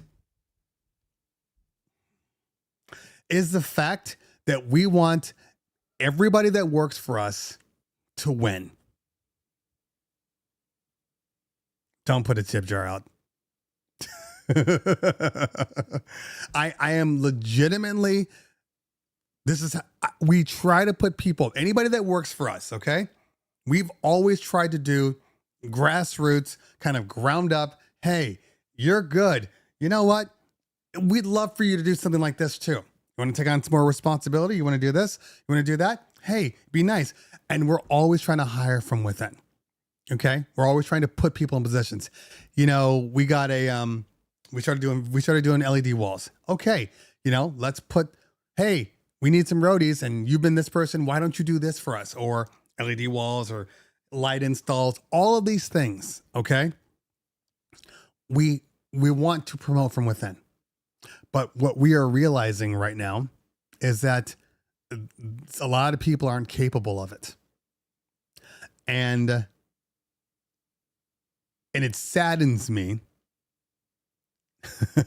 And there's more than just one. And it saddens me that the people we have in place can't grow like we grow. Like, okay, I've said this, and I'll continue to say this. As a business owner, you need to be able to do every single thing that you sell. Every single thing that you sell in your company, you should be able to do. You sell a photo booth, you should be able to run it. You sell a DJ, you should be able to DJ. You should be able to MC. You start doing LED walls, you should know how to run the software and how to build the wall. Everything you sell, you need to be able to do. So I've always gone into any of the products thinking, I want some personal accountability. I want some personal accountability for what it is that we do. So if somebody does ask any questions, I want to know. I'm still learning things. Like right now, we've had all these walls, and my system, which still doesn't explain why it's happening, but I've found the fix. Okay, so in Resolume Arena, which is a great program, but it's got some quirks, right? And I have the M4 MacBook Pro, M4 Max, like 16, like the best of the best. Okay, it's literally like $6,000 computer. All right, so I bought it, plugged in Resolume Arena. It was going great. Then all of a sudden, like about a week ago, it started acting dumb. It was dragging a little bit, acting stupid. I'm like, I don't understand. Why is it dragging? I just use the same stuff. Okay. So then I started doing some research. And in the research, it's like Resolume works best with ProRes. And if you don't know what ProRes is, if you're not a video person, basically think of ProRes as like pretty much uncompressed media. Okay. So in other words, so let's say you have a MP4, 1080p MP4 or 4K MP4, and it's 200 megs. That ProRes version is going to be like 1.5 gigs. Okay. So most people don't want to use ProRes because it takes up a lot of space. Now I have a 4 terabyte hard drive, so I'm a little better now, but I didn't want to just arbitrarily have to use larger files. So it either does DivX or ProRes. Okay. So I'm starting to do tests. So I take my videos, I pull them in the compressor, I change them to ProRes. I literally change them to every single format, all of them. And I pull them into Resolume just to see, okay, that one's got a little delay. That one's got a delay. That one's got a delay. ProRes, flawless. Not a single issue. I could have 12 ProRes videos on top of each other. Not a problem. Just works perfectly. Okay. But so now I'm like, okay, I got to go. So anytime I pull in a new content, for whatever reason, anything from iStock is like, it's never compatible. It always glitches, right? I thought it was just the file. No, it's the way that the system is interpreting, because the system wants to work off of uncompressed because it's just cleaner. Anytime you have a compressed file, okay? So anytime you have an MP4, an MOV, all these things, and if they're in a compressed format, when you play that video, your system is uncompressing it and basically playing it. Okay. But so that uncompressed part is the problem, is where the bottleneck is. It's uncompressing really quick and getting it to flow in real time. So they prefer ProRes or DivX. Now I'm like, I got to go through, I got to pull all these things in the compressor. Then I'm going through the tabs and everything, and I drop down. It's not even in the right window. The window that it's in, where it says convert to file. Okay, convert to file. That convert to file converts it to DivX right from within the software. So anyway, what I'm saying is, um, if you want to have a company that does well, it's because you're able to explain how things work, the process, what your expectations are, what the causes could be, what the effects could be, what the results you're expecting. All of those things are you as a business owner understanding your services. And then you don't get blindsided because there's nothing um up in the Bay Area when the floor powered down and then they couldn't get it to work properly. You had two people there. Two people that were supposed to be there in case something happens. Neither one of them could get the floor to work properly, which is why he had to give all the money back. But afterwards, they came in. He came in afterwards, fixed everything. It still took like about a half hour because we were breaking down. Then he finally got the floor working. But my point is, you got to put people in place that to succeed. I forgot to turn it on, man. It happens. Sorry. And now it's too late because I plan on, leaving soon. All right. Let me go back up here and see. I don't think I'm built to run a business. I'm happy to work for multi-op. And there's no shame in that. There's literally no shame in that. There's a lot of people that can't run a business. Okay. And that is okay. I have people that believe they can run a business. And I'm like, there's no way you can run a business. Like, when you do a multi-op, and I think this is the same way as if you were, an employee at a Fortune 500 company. Okay. If that person is capable of growth and or growing on their own. We'll have some people come in and I'm like, oh my God, I'd love for them to stay. And me and my partner make a joke. I'd love for them to stay, but they're not staying. People are like, what do you mean? Oh, they're going to get something else. Well, what do you mean? They're good.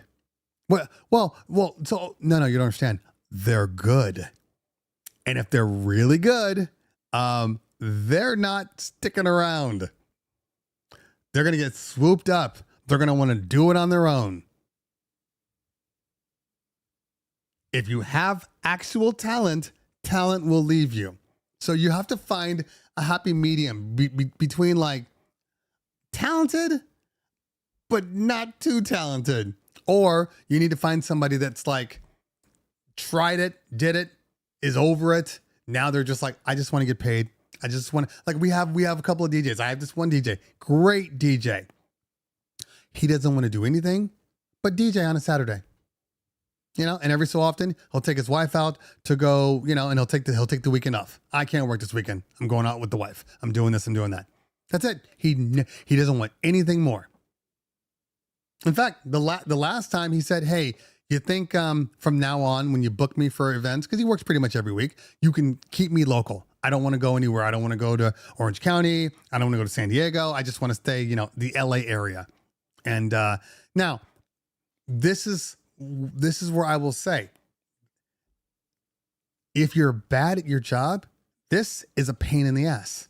This is we won't send you out there anymore. We won't send you anywhere. Okay. But when you're good, these are the trade-offs. Yeah, we'll keep you local. As long as you can work, we'll keep you local. There's not a problem with that. But you gotta be solid.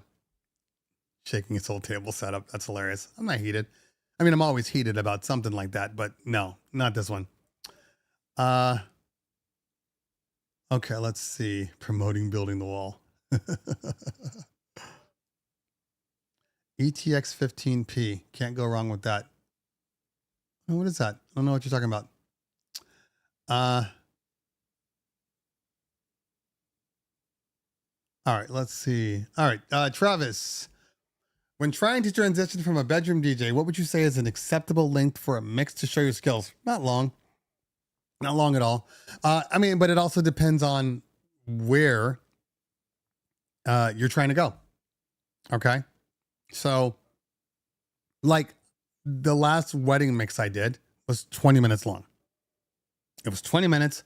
I went basically, you know, intro, hook, verse, mix out on the hook, verse, mix out on the hook, verse, mix out on the hook, because it's more of a reference. They're just trying to feel you out and feel for what you do. And you don't want it to be too long anyway. You don't want them taking your mix and using them at that party. So, so that's that. If you're doing, I mean, I guess the same can be applied to a DJ set too, because you're not staying in music that long in DJ in clubs. So I think a 20-minute set is fine. I think it shows your talent in 20 minutes. Well, let me skip over here.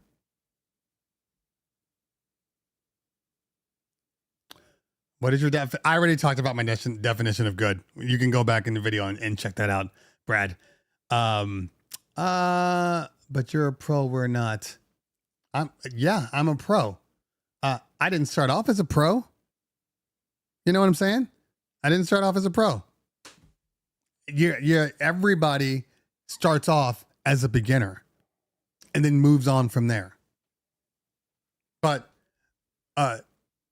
spoiler alert, first off, I know a shit ton of bedroom DJs that are better than most club DJs. Okay? So I don't consider a bedroom DJ a bad thing. They're just a DJ that hasn't been outside. So, yeah. Anyway. Okay, what time is it? 12:30. All right, I'm going to leave in a minute because I do have yeah.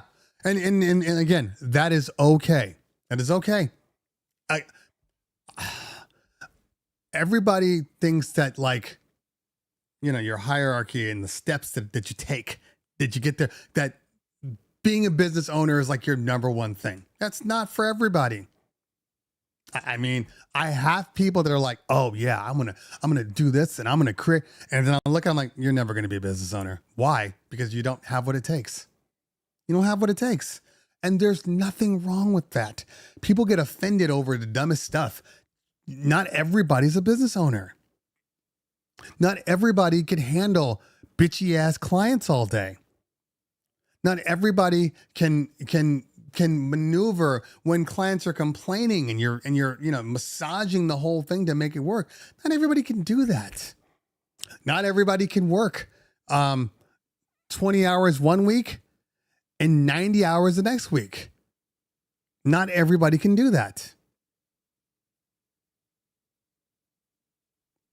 I mean, there's so much involved. There's just so much involved. And, but I'm not saying that people aren't capable. The one guy we used to work for, when I remember talking to him, Ratbone, I've been busy too. Thanks for coming out, pal. Appreciate you. I remember when we were talking and we were like, hey man, so, cause he actually fell into that company. That was already owned by somebody else, and he fell into it, and then they didn't want to keep it anymore, so they sold it. Anyway, and we were asking him, hey man, hey, you got your business, what if we want to do our business, blah, blah, blah, and we do that. And he's like, bro, you couldn't do it, man. It's too much. You have to have insurance.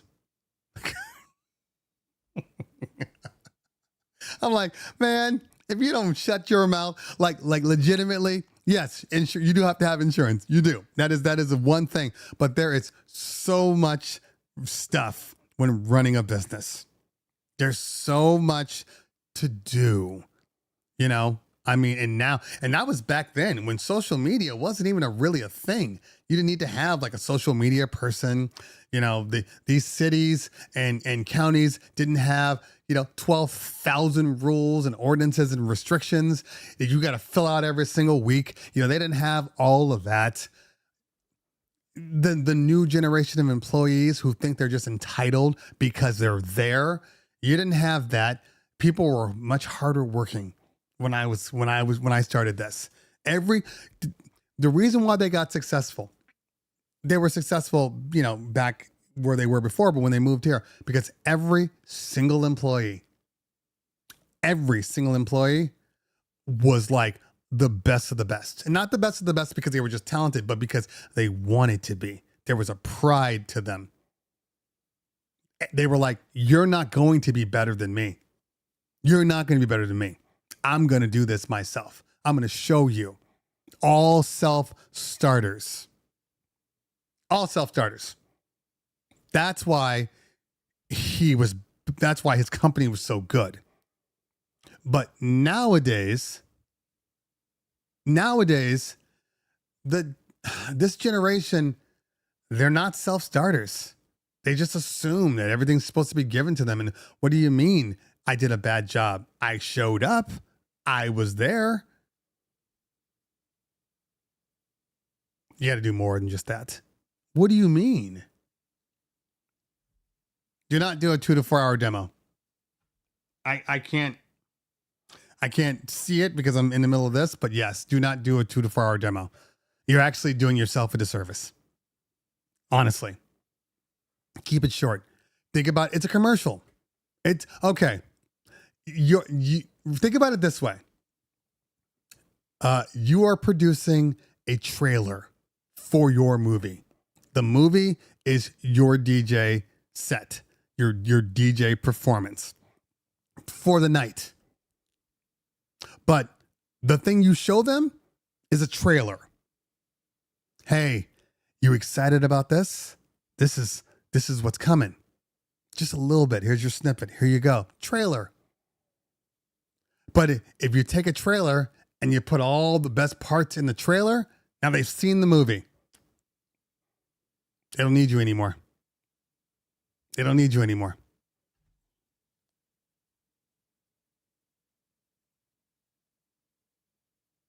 Okay. If there's, okay. All right.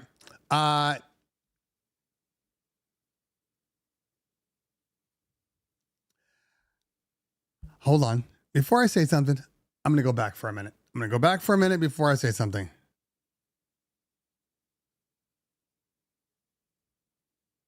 Okay.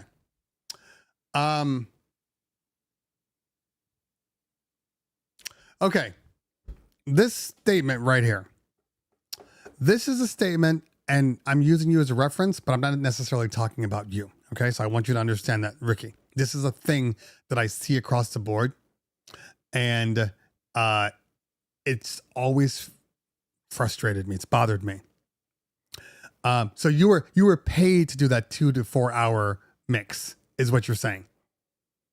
Not you did a 2 to 4 hour mix to get booked. The mix, you got paid for the mix, is what you're saying. I'm assuming. But I do want to talk a little bit about, it has something to do with this, but it's just more this line here, because I see this line a lot, just in general. And I think as DJs and maybe even as business owners or as people, we need to get rid of this line. This line of, yeah, okay, Ricky. So that's fine. I appreciate that. I understand that. That makes sense. Okay. But in general, I've been seeing this across the board, and anytime people defend themselves, again, Ricky, not you specifically, so don't take it personally.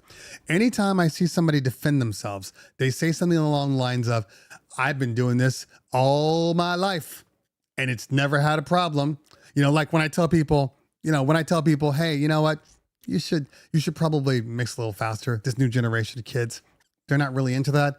You know, you should probably, hey, this is what my clients want. How do you know? I've been doing it every week. They haven't complained.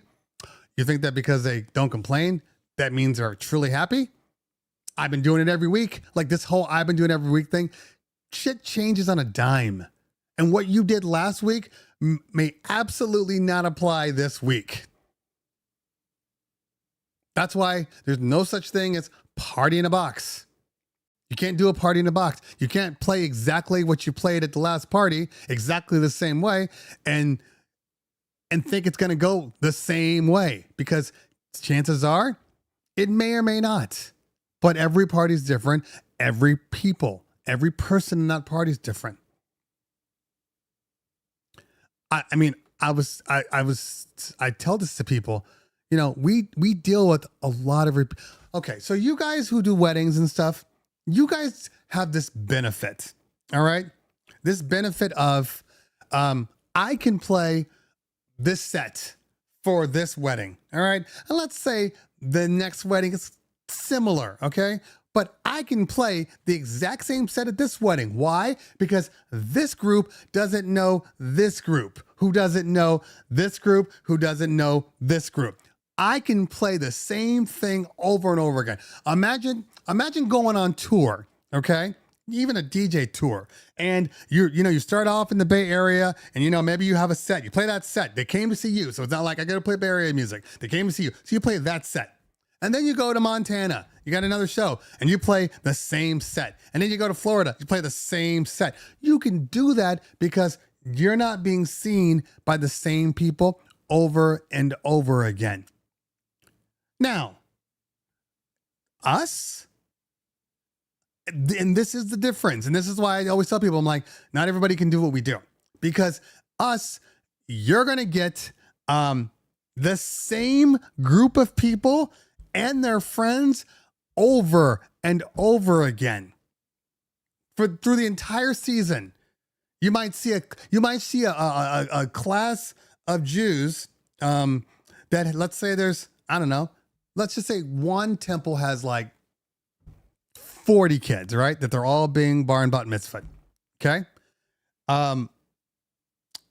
We might book 25 of those 40 people. We might book 25 of those. All right.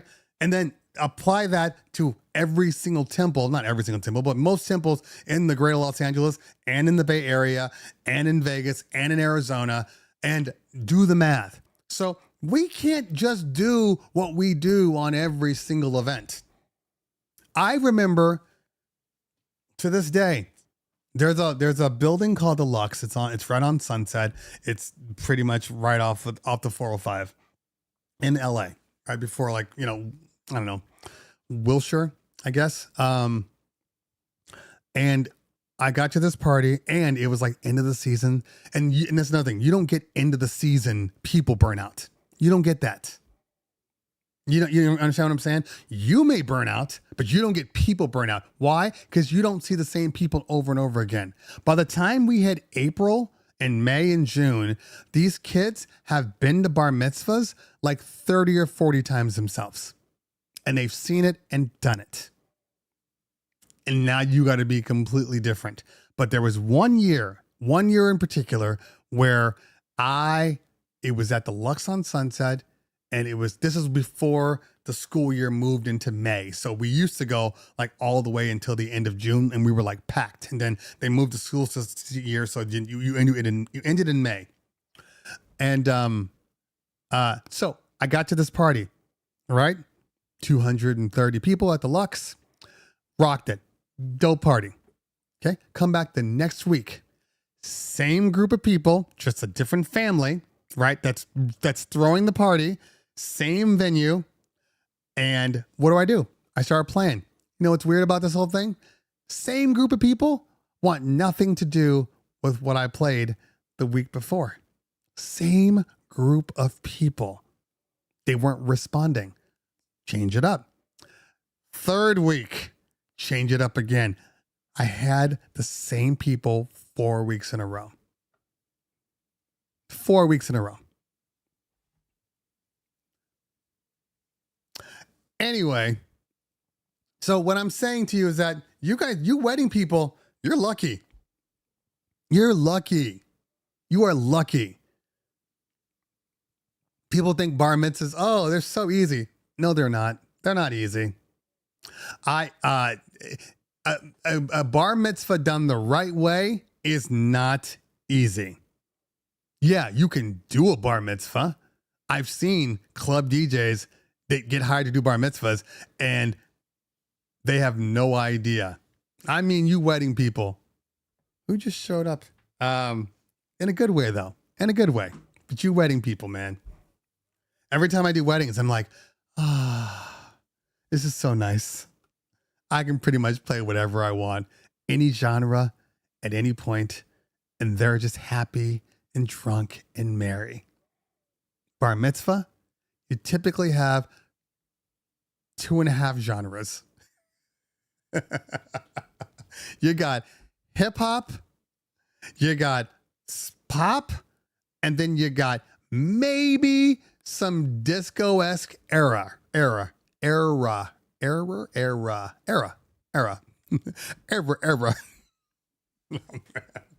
Okay. So, prom light. Yeah, I guess you could say that. You could say that. But then you also have to know Israeli music and you know, and be able to do that. And then sometimes, because it is a bar mitzvah, and bar mitzvahs, Jewish people are not just white people. So you got Israeli Jews, you got Ethiopian Jews, you got Persian Jews, you got just your standard white Jews. I mean, that's about it. You know, you got Latin Jews too. So like they're all over the place. So sometimes you got to play Persian music, into Israeli music, into hip hop, into Latin, into, like, it's crazy. It's crazy. It's crazy. There's a lot going by, you know. That's why there are like a lot of Persian parties will hire like a dedicated Persian DJ just for this one reason, because they know Persian mitzvahs are a whole different animal. Like, you think I'm doing bar mitzvahs. Persian mitzvahs is a lot.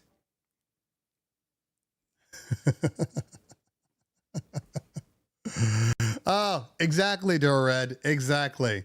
I will tell you guys a little tip though. Here's a little tip. Okay. This tip works. It'll always work. And then I'm going to get out of here. I'm gonna go through the questions and then go. Here's a tip.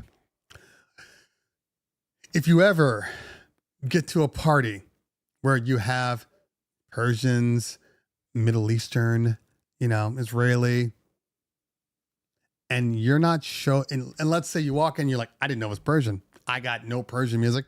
I don't know what to play, right? When in doubt, go international. Latin music can save your life. And I'm not talking about, you know, Gasolina. I'm talking about like real Latin music, salsa, you know, merengue, you know, like real music, and you'll be good. Adam W in the house. What's going on, fam? Good to see you, man. Yeah, that'll save your life. You know, that's it.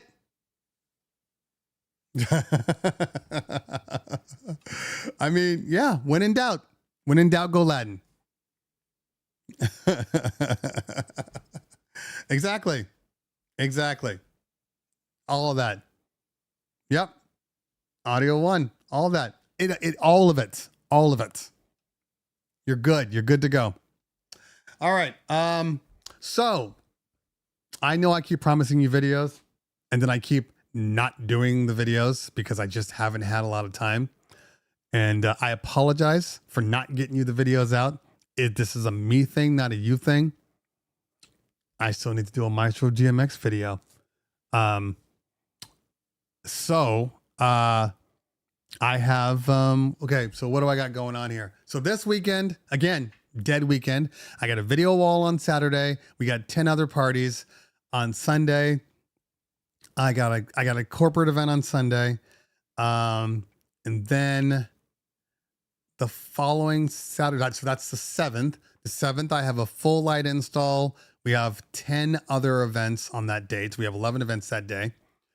And then the 14th, after the 11th, after the 11th, the 14th,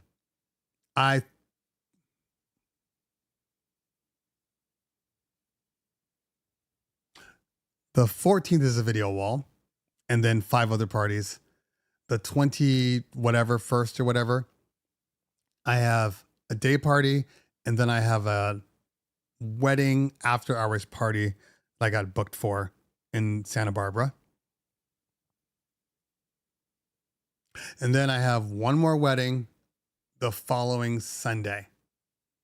Oh, and I have to go to my kids' nationals from the 14th on, although I'm going to miss both weekends now because I have to work. So I'm only going to be there Monday through Friday in San Diego. So I'm figuring out time. Obviously, I'm not shooting a video for hardware at the hotel. That doesn't make sense. So I'm going to lose a week in June. We'll get there. We'll get there. All right. I had a great time today, guys. My internet went off last night. So I just decided to go to sleep because my internet connects my internet and my TV and everything else. So I went to bed pretty early. And I'm really, really awake today. So, yeah. So we'll see you next Thursday. And I'm still figuring out if I'm going to do one when I'm in San Diego. I won't know until I get to the hotel and I see what it's like. That'll be the key. Yeah, sometimes it feels like it's too much. Otherwise, yeah, so that's a problem. I really don't like, especially like, iPad games and stuff. Like I got NBA Live on my iPad or NBA 2K, and I got NFL. I got all the games, but you can't even activate them. They'll look for internet. It's really dumb. Like, why can't I just play offline? And why don't you even have an offline mode? It's so stupid. Like the best place I'd love to play video games is like, like on my iPad or on my phone is when I'm up in the sky. When I'm flying. I don't think we're going to have too many oh shit calls. We're still getting them right now. But the most important part is efficiency, I find. So, we got the right people in place. So we don't have those oh shit calls. Every week I am literally modernizing or making our processes more and more efficient. So they're getting easier and easier, like our wall setups. Our first wall setup, oh my God, I think it took like 7 hours, right? And they knew. And I'm like, this is our first wall, so just keep in mind, we got there at like 10. We weren't even set up until like 5 o'clock. Last weekend, same thing, big wall, everything. We were done. We got there at like 11:30. We were done by like 1:30. So it's considerably faster now. So that's it. And we'll do the same thing with the floors. Once we start putting the floors down, they'll take a long time too. And we'll go from there. Video walls are tough, but I guess what I was saying about Resolume before I probably jumped to something else is I'm just learning, and this is something that I'm not really learning, but I have to just sometimes reinforce in my own head. Read the manual. Read the manual. Read the manual on your controller. Read the manual on your speakers. Read the manual on Resolume. Read the manual on your wall specs and your power requirements. Read the manual on your S11. Read the manuals. The more you know about your equipment, the better you're going to be on it. And that'll make it easy. I know they've been making it harder and harder to like get the manuals. Oh, they're only online, or they're only, on this indexed HTML. Like what? I just want a PDF. Oh, we don't have PDF. Like I know they're making it harder and harder, but read the manual. Read the manual. All right. I think I have. I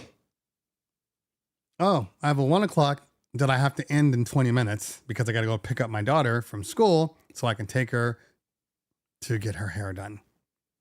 Y'all remember that.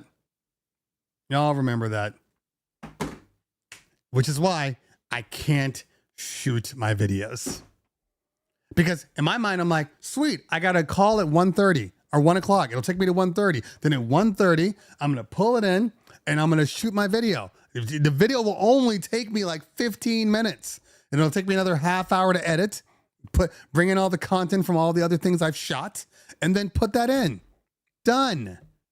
But I can't because I got to spend the next 2.5 to 3 hours taking my kid to LA to turn around, to drive back in traffic. And then by the time I get out there, I'm not going to want to do that. So I'm going to bring my gym stuff and I'm going to go to the gym instead. That's what I'm going to do. Because I'm going to feel guilty about something. And health is probably the number one thing where I'm like, I got to get back into the gym. I got sick 2 weeks out. I got to get back. But I'm also helping my daughter. And I got to have some strength for tomorrow. Shit. I don't know what to do. I can't be weaker than my daughter's boyfriend. I can't be weaker than that. I can't. Nope.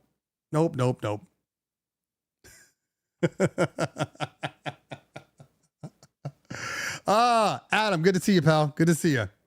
Yeah. That man needs to understand dad's strength. That man needs to understand that you fuck with my daughter, you gonna feel this couch strength that I got going on. But I do like him. I like him a lot. Dare I say love. I love that he's good for my daughter. Because my daughter's crazy. My oldest daughter's crazy. And I don't mean like, oh, she's crazy. I mean like medically crazy. Like she's on, medicines. She's on drugs. So, but he calms her down like no other person. And if he can deal with her insanity, then, and it's so funny. You know how you see those movies where the people like the boyfriend or the girlfriend more than the child? That's how we are. When we're like, oh, and we're literally like, he's good. Don't mess this up. To my daughter. If you break up, it's your fault. This guy has been a saint. You treat him respectfully. Oh God, that didn't. So, okay. Last thing, and then I'm out because I can see the little meeting reminded. Fortunately, it's a Zoom meeting, so I'm gonna take it right from here. But so this Den of Thieves, I wasn't gonna have to do it for my oldest. My oldest has always been real, just kind of quiet kept, and never really was out partying and stuff. That really wasn't her thing. Like her biggest thing was like her and her friends TP the neighborhood and got busted when she was like 12 years old, right? That was like the biggest thing. And they got in trouble. Like every family came and picked up their child. Like that was bad. But then my youngest daughter, she's a diva. Literally her name is Eva. Her Instagram name is Diva Named Eva. Okay. And she's absolutely a diva. She's into style. She's into fashion. She's a dancer. So, makeup and all the stuff. And we're going to school. I don't like my hair. I don't want to go. Like that kind of drama. Like that's I have a real girl. Like she's all girl. I'm going to have to be killing boys. I'm going to have to be killing boys because she will absolutely have boys in her life. 100%. I'm working out for them. That's it. Den of Thieves. Absolutely. And bad boys. I got to treat everybody like Reggie. See? But Reggie is like Ben. Reggie's Ben. I'm okay with that. Oh, and I do love the way they redeemed Reggie in the last Bad Boys. Oh, they redeemed Reggie. Oh my God. All right. Anyway, I gotta go. I will see you guys next week. Same time, Thursday. Tell a friend. Numbers. Let's get them up. We always got to get our numbers up. Hit that like on the way out. We'll see you soon. Peace out. Enjoy your weekend. Have great parties. See you soon.